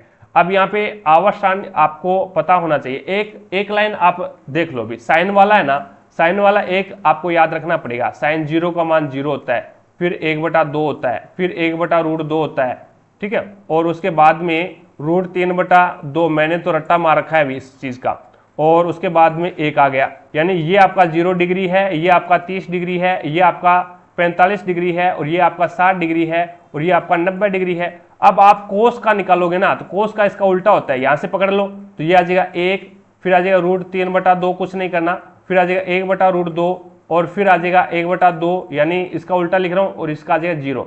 अब tan क्या करोगे, tan करोगे, tan बराबर क्या होता है, tan बराबर होता है साइन बटा कोस, साइन बटा कोस, तो इसका मतलब क्या होता है, यानी एक फॉर्मूला होता है, tan बराबर होता है साइन बटा कोस, और साइन tan बराबर साइन बटा कोस होता है, इसका मतलब साइन के अंदर कोस का भाग लगाना है। तो 0 में 1 का भाग दोगे तो 0 ही आएगा आपका, 0 में 1 का भाग दोगे तो 0 ही आएगा, उसके बाद में 1/2 के अंदर 1/2 के अंदर है वो 3/2 का भाग √3/2 का भाग दोगे तो ये इस प्रकार से बन जाएगा भी ये बन जाएगा 2/√3 2/√3 तो 2 से 2 कैंसिल तो इसका मान आ जाएगा 1/√3। कहने का मतलब है भी साइन के अंदर कोस का भाग देना है तो ये संख्या पलटेगी तो इसका मान आ जाएगा 1 और ये भी संख्या पलटेगी 2 से 2 कैंसिल तो √3 और ये यहाँ पे आपका आ जाएगा अनंत क्योंकि 0 का 1 के अंदर भाग देना है। 0 का 1 के अंदर भाग दोगे तो 1 कभी भी नहीं है, अनंत तक चले जाना। अब कोट क्या करोगे, कोट है वो 10 का उल्टा लिख दो, 10 का उल्टा लिखोगे अनंत √3 और ये आ जाएगा 1/√3 और ये आ जाएगा 0।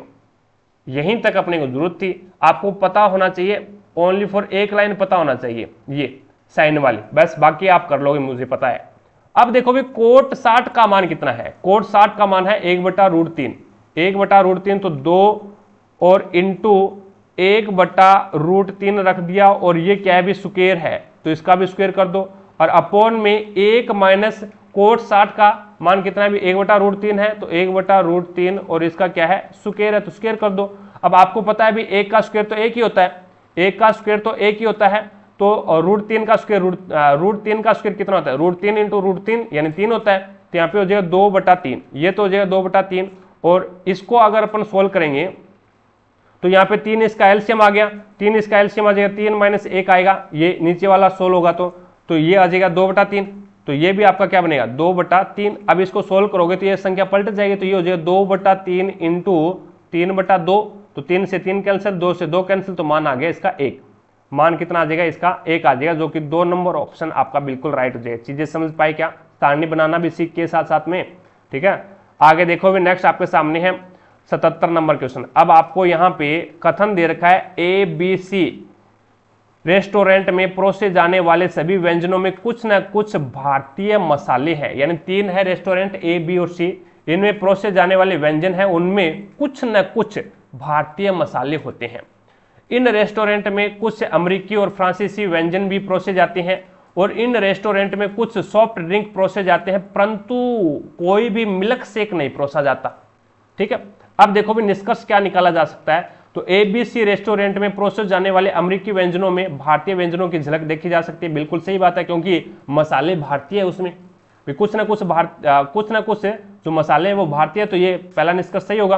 ABC रेस्टोरेंट में परोसे जाने वाले फ्रेंच व्यंजनों में भी भारतीय मसाले डाले जाते हैं, बिल्कुल सही बात है भी कुछ ना कुछ भारतीय मसाले बोला है इसने तो ये भी सही हो जाएगा। अब इसने बोला भी ABC रेस्टोरेंट में कुछ मिल्क शेक परोसे जाते हैं, बिल्कुल गलत बात है भी, यहाँ पे देखो परंतु कोई भी मिल्क शेक नहीं है और ये बोल रहा है मिल्क शेक परोसे जाते हैं तो तीसरा गलत हो जाएगा, पहला और दूसरा निष्कर्ष सही है तो 2 नंबर ऑप्शन आपका बिल्कुल राइट हो जाएगा भी। अगला क्वेश्चन देखो भी एक शंकु की त्रिज्या है वो 7 सेंटीमीटर आपको दे रखी है, त्रिज्या की ऊंचाई 25 सेंटीमीटर दे रखी है तो इसके वक्र पृष्ठीय क्षेत्रफल आपको ज्ञात करना है। शंकु का वक्र पृष्ठीय क्षेत्रफल होता है πr, शंकु का वक्र पृष्ठीय क्षेत्रफल πr होता है और शंकु का बहुत बार आयतन भी पूछ लेता है आपसे, शंकु का आयतन बताओ तो 1/3 πr²h, ये लो भाई ये आपको फ्री में मिल गया, यानी ये तो आयतन का फॉर्मूला था और आयतन का फॉर्मूला है वो आपको फ्री के अंदर मिल गया भाई। अब यहाँ पे ये क्या है वक्र पृष्ठीय क्षेत्रफल है और वक्र पृष्ठीय क्षेत्रफल 2 पाई का मान रख दो 22/7 इंटू r का मान कितना है 7 और त्रिज्यक ऊंचाई यानी l होती है त्रिज्यक ऊंचाई और ये होती है आपकी 25 तो 7 से 7 कैंसिल कर दो 25 2 50 बचिया 5 25 2 50 और 5 55 तो यहाँ पे आ जाए 550 सेंटीमीटर स्क्वायर जो कि आपका राइट आंसर होगा 1 नंबर ऑप्शन। चीजें समझ पाई क्या, साथ साथ में क्लास को लाइक करते रहे भी, जिसने भी क्लास को लाइक नहीं किया है तो एक बार क्लास को लाइक करें ताकि हमारा भी मोटिवेशन बना रहे। चैनल पर नए हैं तो चैनल को सब्सक्राइब करें, पास में लगे बेल आइकन को जरूर दबाएं ताकि अपन जैसे ही नेक्स्ट वीडियो डालें तो उसका नोटिफिकेशन सबसे पहले आपके पास पहुंचे और आप तुरंत उसका लाभ उठा सको। ज्यादा से ज्यादा वीडियो को शेयर करें भी अपने सभी दोस्तों के साथ में, जितने भी आपके व्हाट्सएप ग्रुप है उन सभी पे एक बार वीडियो को शेयर करें ताकि अन्य दोस्तों को भी पता लगे भी NTPC में किस लेवल के क्वेश्चन आते हैं और उसे कैसे सोल्व करते हैं। चीजें समझ पाए क्या मैं क्या कहना चाहता हूं, लाइक शेयर और सब्सक्राइब, ठीक है। 79 नंबर क्वेश्चन देखो भी सतत विकास की अवधारणा को इनमें से किस रिपोर्ट द्वारा अस्तित्व में लाया गया था, तो ब्रटलैंड रिपोर्ट के द्वारा है वो उसे अस्तित्व में लाया गया था।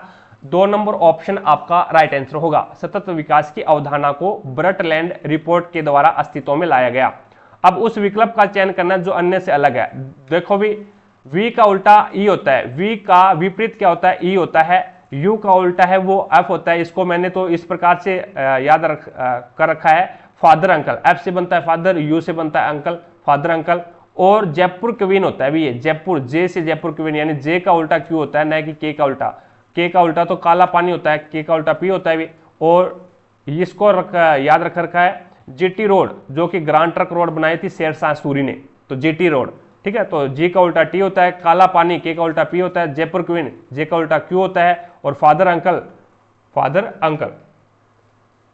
F का उल्टा U होता है। तो यहाँ पे 3 नंबर ऑप्शन आपका राइट आंसर होगा भाई, Q का उल्टा K नहीं होता, ठीक है। उर्वरकों के पेक पर मुद्रित अक्षर NPK क्या दर्शाता है? N से नाइट्रोजन, P से फास्फोरस, K से पोटेशियम। तो यहाँ पे नाइट्रोजन, फास्फोरस और पोटेशियम को दर्शाता है अभी NPK। जो आपके खाद वगैरह आते हैं, उर्वरक आते हैं, लेके आते हो आप, तो उस पर लिखा होता है NPK, तो उसमें क्या होता है, नाइट्रोजन, फास्फोरस और पोटेशियम होता है। आगे देखो भी, नेक्स्ट आपके सामने है 82 नंबर क्वेश्चन। 11 संख्याओं का माध्य 44 है। 11 संख्याओं का माध्य कितना है? 44 है। तो टोटल मेरे को बता सकते हो कितना होगा? माध्य 44 है, इसका मतलब क्या होता है? मिड वैल्यू, या फिर एक प्रकार से औसत भी बोल सकते हैं अपन। यानी 11 संख्याओं का औसत 44 है, 11 संख्याओं का माध्य 44 है, बात बराबर ही है, ठीक है। उसी प्रकार से आपका औसत निकलता है और उसी प्रकार से आपका माध्य निकलता है भी। तो यहाँ पे इसका टोटल कितना हो जाएगा? 11 चौके 44, 11 चौके 44 और 4 48, तो यहाँ पे 484 इसका क्या आ गया? टोटल आ गया। 6 संख्याओं का माध्य है वो 39 है, तो इसका टोटल कितना हो जाएगा? 6 9 54, 5 और 18 और 5 23, 234। अंतिम 6 का माध्य कितना है? 48 है, तो यहाँ पे इसका अंतिम 6 का माध्य 48 है। छठी संख्या आपको ज्ञात करनी है, तो टोटल कितना हो जाएगा? तो टोटल हो जाएगा 6 8 48, 4 और 6 चौके 24 और 4 28, यानी 288। दोनों को जोड़ो, इनको दोनों को जोड़ोगे तो यहाँ पे एक संख्या फालतू हो जाएगी भी, 12 संख्याओं का आ जाएगा ये। और यहाँ पे क्या है अपने पास में? 11 संख्याओं का, तो जो डबल जुड़ी है वो अपन बाहर निकाल लेंगे भी। तो ये 8 और 4 12, 11 और 1 12, और 2 और 2 4 और 1 5, तो 522 हो गया अपने पास में। 522 में से ये तो आपके पास में क्या है? 12 संख्याओं का टोटल है, और 484 है, ये आपके पास में 11 संख्याओं का है, तो एक संख्या आपके पास में आ जाएगी। तो 12 में से 4 जाएगा तो 8, और उसके बाद में इधर से हैंसिल लेंगे तो ये 11 में से 8 जाएगा तो 3 बचेगा, तो ये आ जाएगा। छठी संख्या कौन सी है? 38 हो जाएगी। 3 नंबर ऑप्शन आपका बिल्कुल राइट हो जाएगा। 83 नंबर क्वेश्चन देखो भी, करंट अफेयर का है। 84 नंबर क्वेश्चन पे लेके चलता हूं आपको। 84 नंबर क्वेश्चन है ये।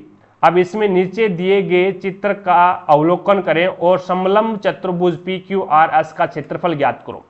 समलंब चतुर्भुज में क्या होती है? 2 भुजाएं समांतर होती है। कोई भी 2 भुजाएं है वो क्या है? समांतर होती है। तो यहाँ पे ये 2 भुजाएं हैं, PQ और RS है, ये 2 भुजाएं क्या समांतर है भी?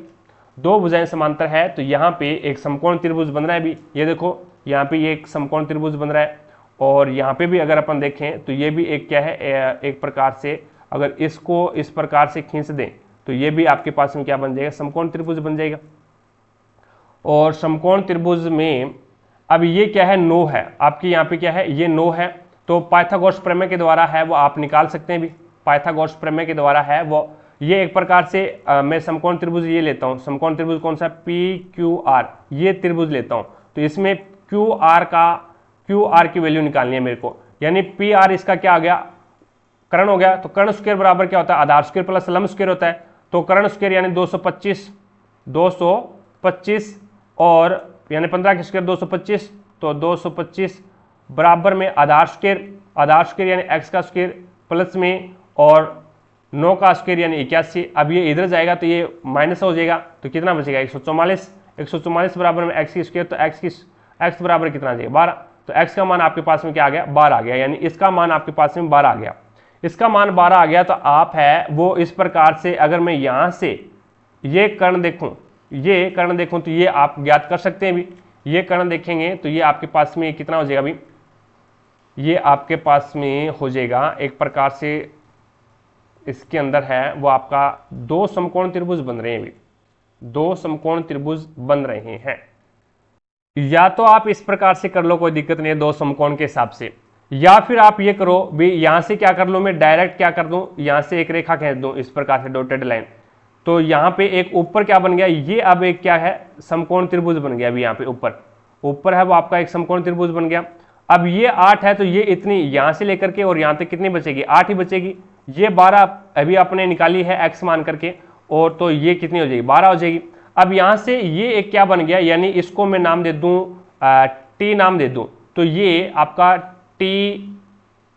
TSQR ये क्या बन गया, एक आयत बन गया। अभी आमने सामने की भुजाएं बराबर है और समांतर है, तो ये एक क्या बन गया आपका आयत बन गया। तो आयत का क्षेत्रफल क्या होता है, आयत का क्षेत्रफल होता है लंबाई गुणा चौड़ाई। तो लंबाई आपके पास में 12 है और चौड़ाई आपके पास में कितनी है 8 है, तो 12 8 96 हो गया।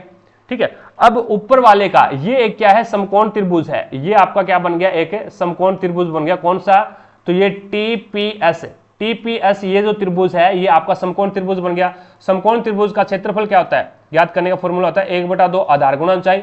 आधार आपके पास में 12 है, ऊंचाई आपके पास में 1 है, तो यहाँ पे 2 एकम 2 2 छिके 12, तो ये इसका क्षेत्रफल कितना आ गया, ऊपर वाले का 6 आ गया। तो यहाँ पे टोटल का पूछा आपको PQRS का, तो 96 में 6 जोड़ दो तो कितना आ जाएगा 102 आ जाएगा, जो कि आपका राइट आंसर क्या होगा 3 नंबर ऑप्शन बिल्कुल राइट हो जाएगा। चीजें समझ पाई क्या, आगे 4 नंबर ऑप्शन हो जाएगा 102 सेंटीमीटर स्क्वायर।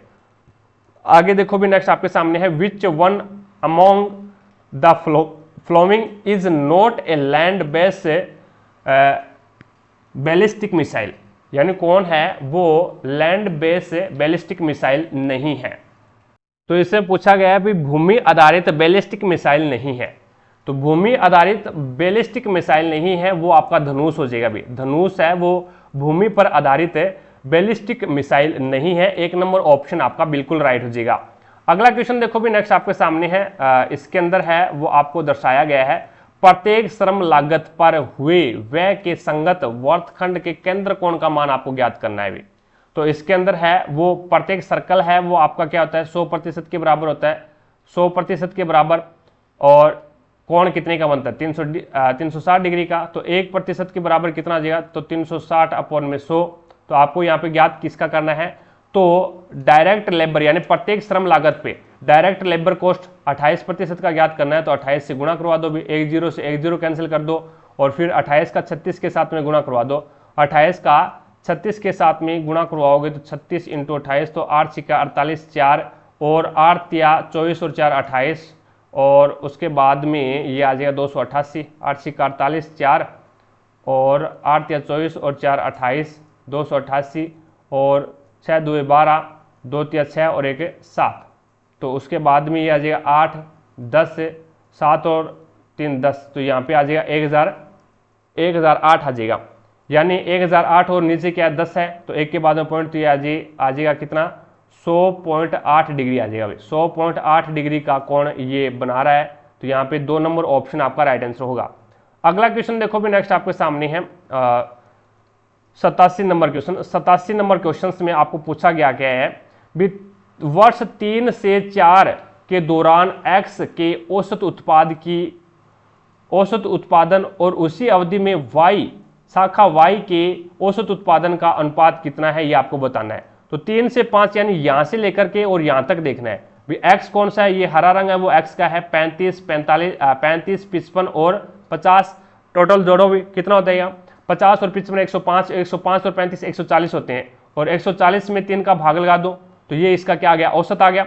अब दूसरा आपको y का देखना है, y का देखना है, तो y वाला ये अभी y वाला है वो ये थोड़ा सा रेड कलर का ये है, तो 45 45 90 90 और 55 कितने होते हैं अभी 90 और 55 को जोड़ोगे तो ये 5 और 9 और 5 14 145, और इसका औसत निकालना है, तो तीनों राशियों का योग तो हमने कर लिया, और राशियों की संख्या कितनी है, तो 3 ही है, 3 4 और 5 ये 3 है, तो 3 का भाग लगा देंगे, तो ये आपका x का अनुपात आ गया, और ये आपका y का अनुपात आ गया। तो 3 से तो 3 काट दो भी, 3 से 3 काट दिया, बाकी 5 से कट रहा है, ये 5 से कट रहा है, तो ये हो जाएगा 5 2 10 और 5 9 45, और 5 2 10 और 5 8 40, तो 28:29 आपका इसमें राइट आंसर हो जाएगा भी, जो कि 4 नंबर ऑप्शन आपका बिल्कुल राइट हो जाएगा।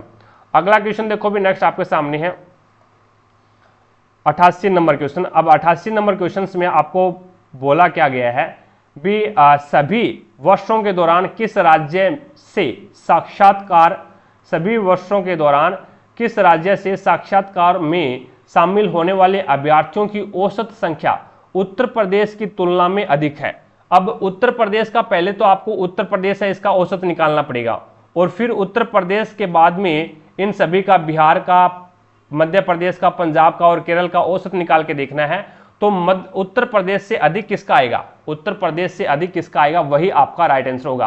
राशियों का योग बटा राशियों की संख्या कर लेना भी, राशियों का योग यानी 300, 400, 450, 500 और 340, सॉरी 400, 430, इन सभी को जोड़ना और फिर 1, 2, 3, 4 और 5, फिर 5 का भाग लगा देना तो औसत आ जाएगा फिर।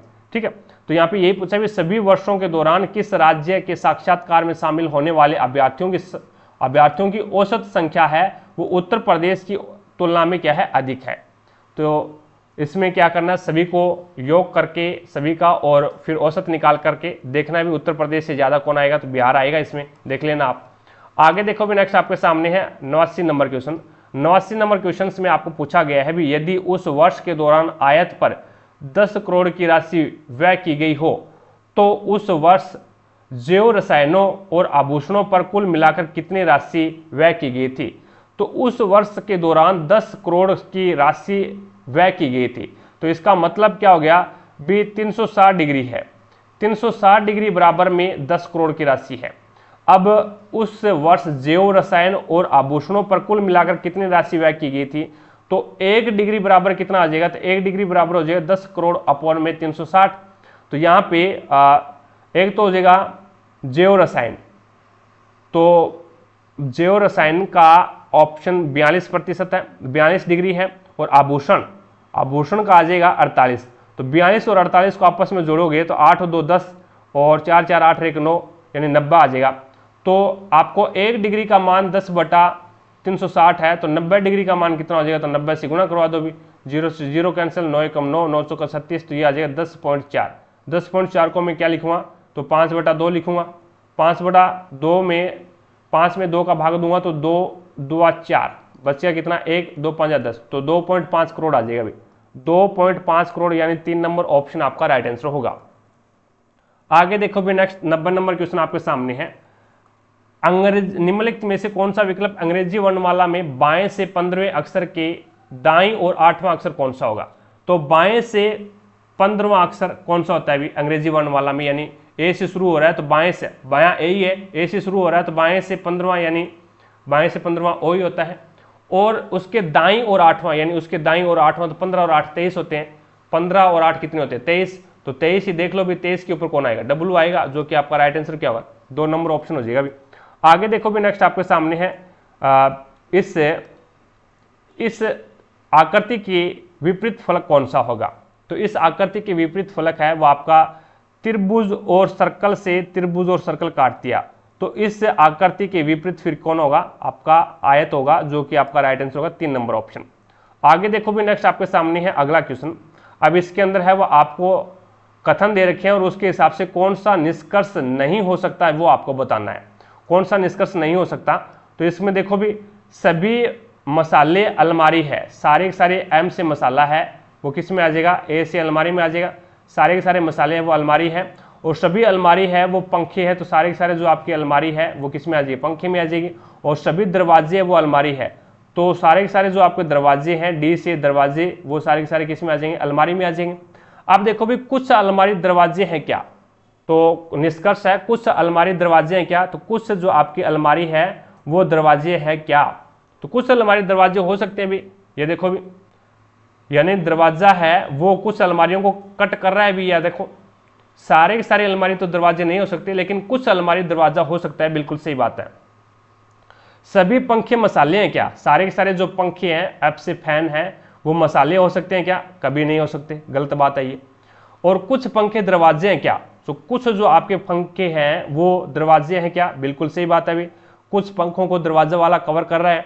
और सभी मसाले पंखे हैं क्या, सारे के सारे एम से मसाला है वो सारा का सारा पंखों के अंदर आ रहा है, बिल्कुल सही बात है। तो यहाँ पे 2 नंबर जो आपका निष्कर्ष है वो क्या है, गलत है। आगे देखो भी नेक्स्ट आपके सामने है 93 नंबर क्वेश्चन। अब इसके अंदर आपको मुनीर उत्तर की ओर 340 कदम चला, ये देखो भी 340 चला दिया, उसके बाद में बाईं ओर मुड़ा और 90 कदम चला, तो ये लो बाईं ओर मोड़ दिया और 90 कदम चला दिया। उसके बाद में वह दाईं ओर मुड़ा और 130 कदम चला, तो ये लो 130 कदम चला दिया, 130 कदम।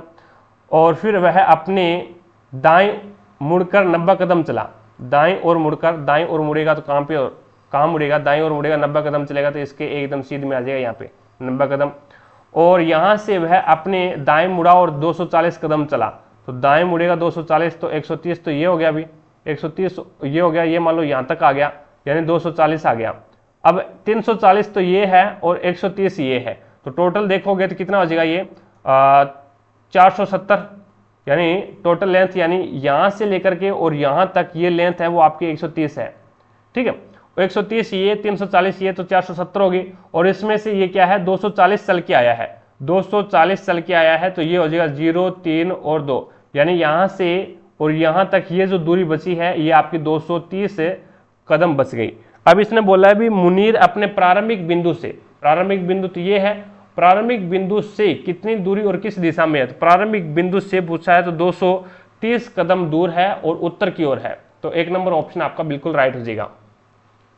प्रश्नवाचक स्नेह के स्थान पे आपको बताना है क्या आएगा, तो यहाँ पे 12 को और 7, 12 और 7 यहाँ पे देखो भी, इसमें 5 बढ़ा दिया और फिर इसने 10 बढ़ा दिया, और फिर यहाँ पे इसने कितना बढ़ा दिया, अभी 3 बढ़ा दिया, 5 दुए 10, 10 या 30 और 30 चौका, यानी पहले को 2 से गुणा किया, फिर 3 से गुणा किया, फिर 4 से गुणा करेगा, ये 4 से गुणा करेगा तो 30 चौका कितने होता है 120, तो 120 57 में जोड़ दो भी, तो 7 और 12 और 5 17 तो 177 आ जाएगा, तो यहाँ पे आपका राइट आंसर क्या होगा 4 नंबर हो जाएगा अभी 120, यानी इसके बीच में फिर 120 का आ जाएगा, फिर क्या करेगा ये 120 पंजा करेगा, फिर 12 पंजा 60, तो ये हो जाएगा आपके पास में 600 जोड़ेगा, 177 के अंदर 600 जोड़ेगा तो ये कितना आ जाएगा 777 आ रहा है ना, तो यहाँ पे आपका राइट आंसर क्या होगा 4 नंबर ऑप्शन हो जाएगा 177। ठीक है, 5 10, पहले 5 को 2 से मल्टीप्लाई किया तो 10 आ गया, फिर 10 को 3 से 30 आ गया, फिर 30 को 4 से 120, तो 57 में 120 जोड़ देगा। आगे देखो भी नेक्स्ट आपके सामने है 95 नंबर क्वेश्चन। अब इसके अंदर है वो, इसमें आपको दर्शाना क्या है, पहले ये देखो भी पूछा क्या गया है, उन लोगों की संख्या ज्ञात कीजिए जो केवल विज्ञान तथा केवल अंग्रेजी और इतिहास दोनों को पसंद करते हैं।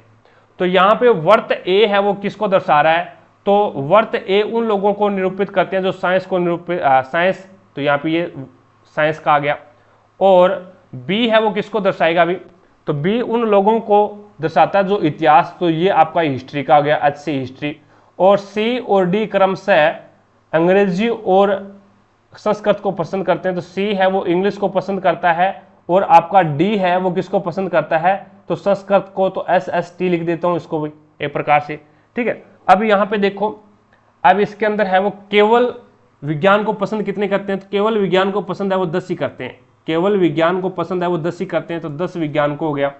और उसके बाद में केवल, केवल ही बोला है इसने, केवल अंग्रेजी और इतिहास को, तो केवल अंग्रेजी और इतिहास का मतलब हो गया ओनली फॉर सी और बी में आना चाहिए, क्योंकि सी है वो इंग्लिश को दर्शाता है और बी है वो हिस्ट्री को दर्शाता है, तो अंग्रेजी और इतिहास यानी केवल, केवल आ गया, तो इसका मतलब दोनों के अंदर ही कॉमन आना चाहिए, तो 6, तो टोटल कितने हो गए फिर 10 और 6 16, तो आपका 3 नंबर ऑप्शन राइट हो जाएगा।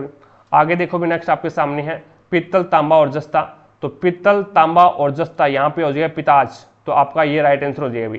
तांबा है वो आपका पित्तल, और तांबा है वो आपका पित्तल और जस्ते से मिलकर बना होता है, तांबा है वो आपका पित्तल और जस्ते से मिलकर बना होता है। सॉरी भाई, यहाँ पे ये जो है वो तांबा का हो जाएगा फिर, ठीक है, ये तांबा का हो जाएगा और ये आपका जस्ता का हो जाएगा, और पित्तल है ये हो जाएगा बीच वाला, ये पित्तल हो जाएगा बीच वाला पित्तल, तो पित्तल है वो आपका पिताज, पिताज ये याद रखना, पिताज। पित्तल है वो तांबा और जस्ता से मिलकर बना होता है, पित्तल किससे मिलकर बना होता है, तांबा और जस्ता से मिलकर बना होता है, तो यहाँ पे पिताज बन जाएगा ये।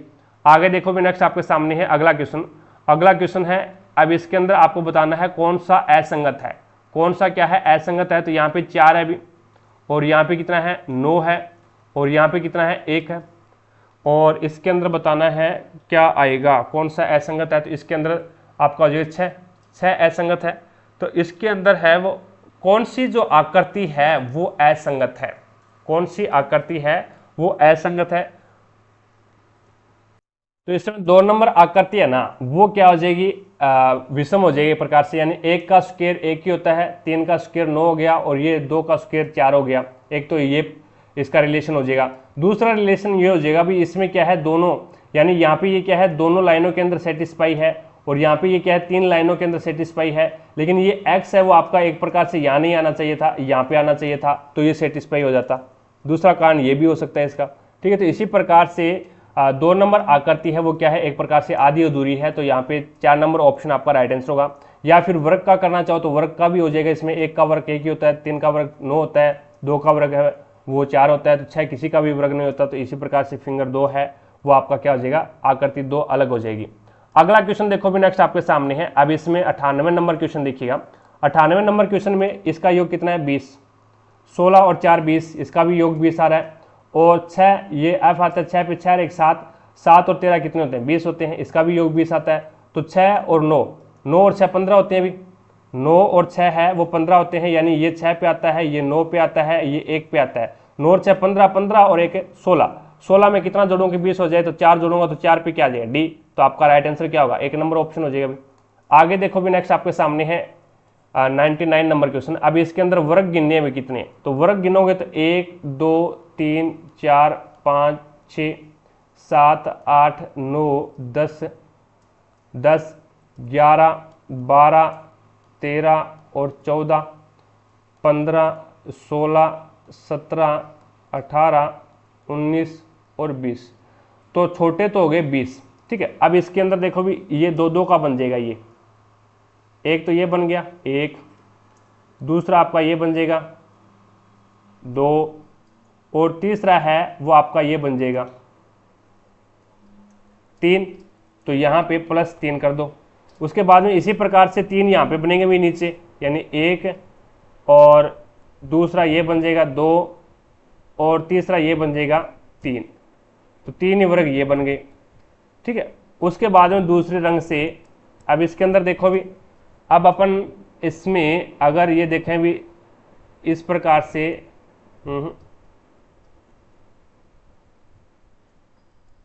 अब इसके अंदर है वो एक तो आपका ये बन जाएगा, अभी एक ग्रुप, तो एक वर्ग ये बन गया 1, और दूसरा वर्ग है वो आपका ये बन जाएगा 2, तो 2 ये हो गए। और उसके बाद में इसी प्रकार से अगर नीचे वाले में अगर नीचे वाले के अंदर चलना चाहें तो ये हो जाएगा आपका ये एक वर्ग आपका ये बन गया अभी 1, और दूसरा जो वर्ग है वो आपका ये बन जाएगा 2। ठीक है, तो 2 इसमें बन रहे हैं 2, और उसके बाद में एक ये बीच में बन जाएगा, बीच वाला तो अपन ने देख लिया, एक ये बड़े वाला बन जाएगा अभी, बड़े वाला जो कि ये देखो ये बड़े वाला बन जाएगा एक आपका पूरा का पूरा। ठीक है, तो एक ये बन गया तो +1। अब देखो भी 20 और 20 शायद 26, और 26 और 4 कितने होते हैं अभी, 26 4 30, 30 और 31, तो टोटल इसके अंदर है वो वर्ग कितने हो जाएंगे, 31 हो जाएंगे अभी। टोटल इसके अंदर वर्ग 31, ओहो 34 कर रखे हैं अभी इसने, तो 34 देखो भी, और कौन सा बच गया अभी अपने पास में, और कौन सा रह गया वर्ग। तो ये कर लिया अपन ने, ये भी बना लिया, और फिर 2 2 का बना लिया, 31 तो हमने बना लिए भी ये। अब देखो भी ये अपन ने बीच वाले नहीं बनाए ना, ये देखो 3 है वो ऊपर वाले हमने बना दिए, यानी ये वाले, ये देखो 1, और ये दूसरा बन गया 2, और फिर ये आपका तीसरा बन गया, ये आपका तीसरा बन गया 3 बन गया, ये 3 बन गया, और 3 इसके नीचे बन गए, 3 ही हमने इसके नीचे बना दिए, ये रहा आपका 3 यहाँ पे बन गया अभी ये। अब देखो भी यहाँ पे 3 ही यहाँ पे बनेंगे भी, ये 3 ही आपके ये बनेंगे, यानी एक ये बन गया, और एक आपका ये बन गया, और एक आपका ये बन जाएगा, 3 ये बन जाएंगे। ठीक है, लेकिन हमने जोड़ा कौन सा नहीं है, हमने जोड़ा ये नहीं है अभी, ये देखो ये वाला हमने काउंट नहीं किया, इनके बीच में दोनों के बीच में जो बनेगा ना ये वाला हमने काउंट नहीं किया। एक यहाँ पे बनेगा एक आपका ये बनेगा 2 और एक आपका ये बनेगा 3, 3 यहाँ पे बनेंगे, तो 3 वो काउंट नहीं किया हमने, तो 31 और 3 34 हो जाएंगे, तो टोटल आपके कितने हो जाएंगे 34। आगे देखो भी नेक्स्ट आपके सामने है 100 नंबर क्वेश्चन। अब इसके अंदर है वो आपको बताना है प्रश्नवाचक चिन्ह के स्थान पे यहाँ पे क्या आएगा। अब इसके अंदर है वो सबसे पहले आप क्या करो, 8 और 4 12 को जोड़ो, 8 और 4 12 को जोड़ दिया, उसके बाद में 12 और 10 आपस में जोड़ दो, 12 और 10 को आपस में जोड़ दो, जोड़ोगे या फिर इसको मल्टीप्लाई भी करवा सकते हो आप। 8 और 4 12 को जोड़ दो और 12 और 10 का आपस में मल्टीप्लाई करवा दो, 12 और 10 का आपस में मल्टीप्लाई करवाओगे तो 120 आ जाएगा। 120 में से 12 का भाग दोगे तो ये 10 बार चला जाएगा। चलो ऐसे करके देखते हैं। फिर 15 और 17 को आपस में जोड़ो, ये इनको क्या कर रहा है, ये जोड़ रहा है तो आपस में जोड़ दो, 15 2 17 और इनका आपस में गुणा करवा दो, तो 9 छिका 54 5 और 9 छिकी 54 होते हैं 5, उसके बाद में 9 एकम 9 और 5 कितने होते हैं अभी, 9 एकम 9 10 11 12 और 5 144 होते हैं। अब इसमें 17 का डिवाइड करोगे तो देखो 5 आ रहा है क्या, 5 तो नहीं आ रहा, तो ये तो अपना लॉजिक नहीं लगा। फिर दूसरा लॉजिक देखो भी, या फिर ऐसे करवा दो भी, इन दोनों को आपस में जोड़ो तो ये हो जाएगा 12, 8 और 4 12 और 12 और 10 22 होते हैं और ये 22, अंतर कितना आ रहा है इसमें, अंतर 10 का आ रहा है, अंतर आपस में कितना आ रहा है इनके बीच में 10 का आ रहा है, यानी इन दोनों को भी हमने जोड़ दिया और इन दोनों को भी जोड़ दिया तो ये 12 बन गया और ये 22 बन गया। इसी प्रकार से इन दोनों को जोड़ो और इन दोनों को भी जोड़ दो तो ये 17 बन गया आपका और ये 16 और 9 कितने होते हैं भी, 16 और 9 25 होते हैं, तो इन दोनों का अंतर कितना आ रहा है, तो इन दोनों का अंतर है वो आपका 16 और 9 25 होते हैं, 15 और 2 17, तो इनका अंतर है वो आपका आ जाएगा 3 और ये आपका 8 आ रहा है। इसका अंतर भी कितना आ रहा है, 8 आ रहा है, तो ये भी आपका लॉजिक सही नहीं लगेगा। तो वही क्या करें, पहले वाले में सारे के सारे लॉजिक लग रहे हैं, अनंत वाले में नहीं लग रहे।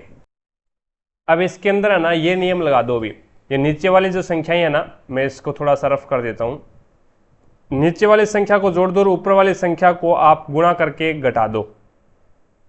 अब इसके अंदर देखो भी यहाँ पे, अब यहाँ पे नीचे वाली संख्या को जोड़ो, 10 और 12 22 होते हैं और ऊपर वाली संख्या को क्या कर दो, मल्टीप्लाई करवा दो, तो ये ऊपर वाली संख्या है वो 32 हो जाती है। और 32 और 22 के बीच में अंतर कितने का है, 10 का, तो 10 ऊपर लिख दिया। इसी प्रकार से 15 2 30, यानी इसको क्या करवा रहा है, ये मल्टीप्लाई करवा रहा है, 15 2 30 हो गया और ये नीचे वाले को क्या कर रहा है, ये प्लस कर रहा है, तो 16 और 9 कितने होते हैं, 16 और 9 25 होते हैं, तो 30 और 25 के बीच का अंतर कितना है, 5, वो ऊपर लिख दिया। इसी प्रकार से इसको मल्टीप्लाई करवाया तो ये हो गया 30 और इनको जोड़ा तो ये हो गया आपका 22, तो 30 में से 22 जाएगा तो कितना बचेगा, 8, अंतर आपने ऊपर लिख दिया 8, तो यहाँ पे आपका राइट आंसर क्या होगा, 1 नंबर ऑप्शन आपका बिल्कुल राइट हो जाएगा। तो इस प्रकार से हमने है वो एक पेपर और सोल्व किया है। आई होप आपको प्रत्येक क्वेश्चन अच्छे तरीके से समझ में आया होगा। अगर फिर भी कोई भी क्वेश्चंस में आपको डाउट लगती है तो मुझे कमेंट सेक्शन में कमेंट करके जरूर बताएं, आपकी डाउट को क्लियर किया जाएगा। क्लास पसंद आई है तो दिल से लाइक, ज़्यादा से ज़्यादा शेयर करें अपने सभी दोस्तों के साथ में, ताकि सभी दोस्तों को क्लास का लाभ मिले, उन्हें भी पता लगे भी रेलवे ग्रुप डी में किस लेवल के क्वेश्चन आते हैं और उसे कैसे सोल्व करते हैं। चैनल पर नहीं है तो चैनल को सब्सक्राइब करें, पास में लगे बेल आइकन को जरूर दबाएं, ताकि अपन जैसे ही नेक्स्ट वीडियो डालें तो उसका नोटिफिकेशन सबसे पहले आपके पास पहुंचे और आप तुरंत उसका लाभ उठा सको। तो ये अपन ने एनटीपीसी की क्लासें शुरू कर रखी है अभी ग्रुप डी का। अगर कोई भी दोस्त ग्रुप डी की तैयारी कर रहा है तो उनके 2022 के अंदर है वो 99 पेपर हुए थे और टोटल के टोटल मैंने आपको इसी चैनल के ऊपर करवा रखे हैं। लिंक मैं आपको डिस्क्रिप्शन बॉक्स में दे दूंगा, तो वहाँ से जाकर के आप इन क्लासों को फॉलो कर लीजिए ग्रुप डी वाली की। तो आज की क्लास में इतना ही, भी मिलेंगे अपन नेक्स्ट क्लास में, तब तक के लिए जय हिंद, जय भारत।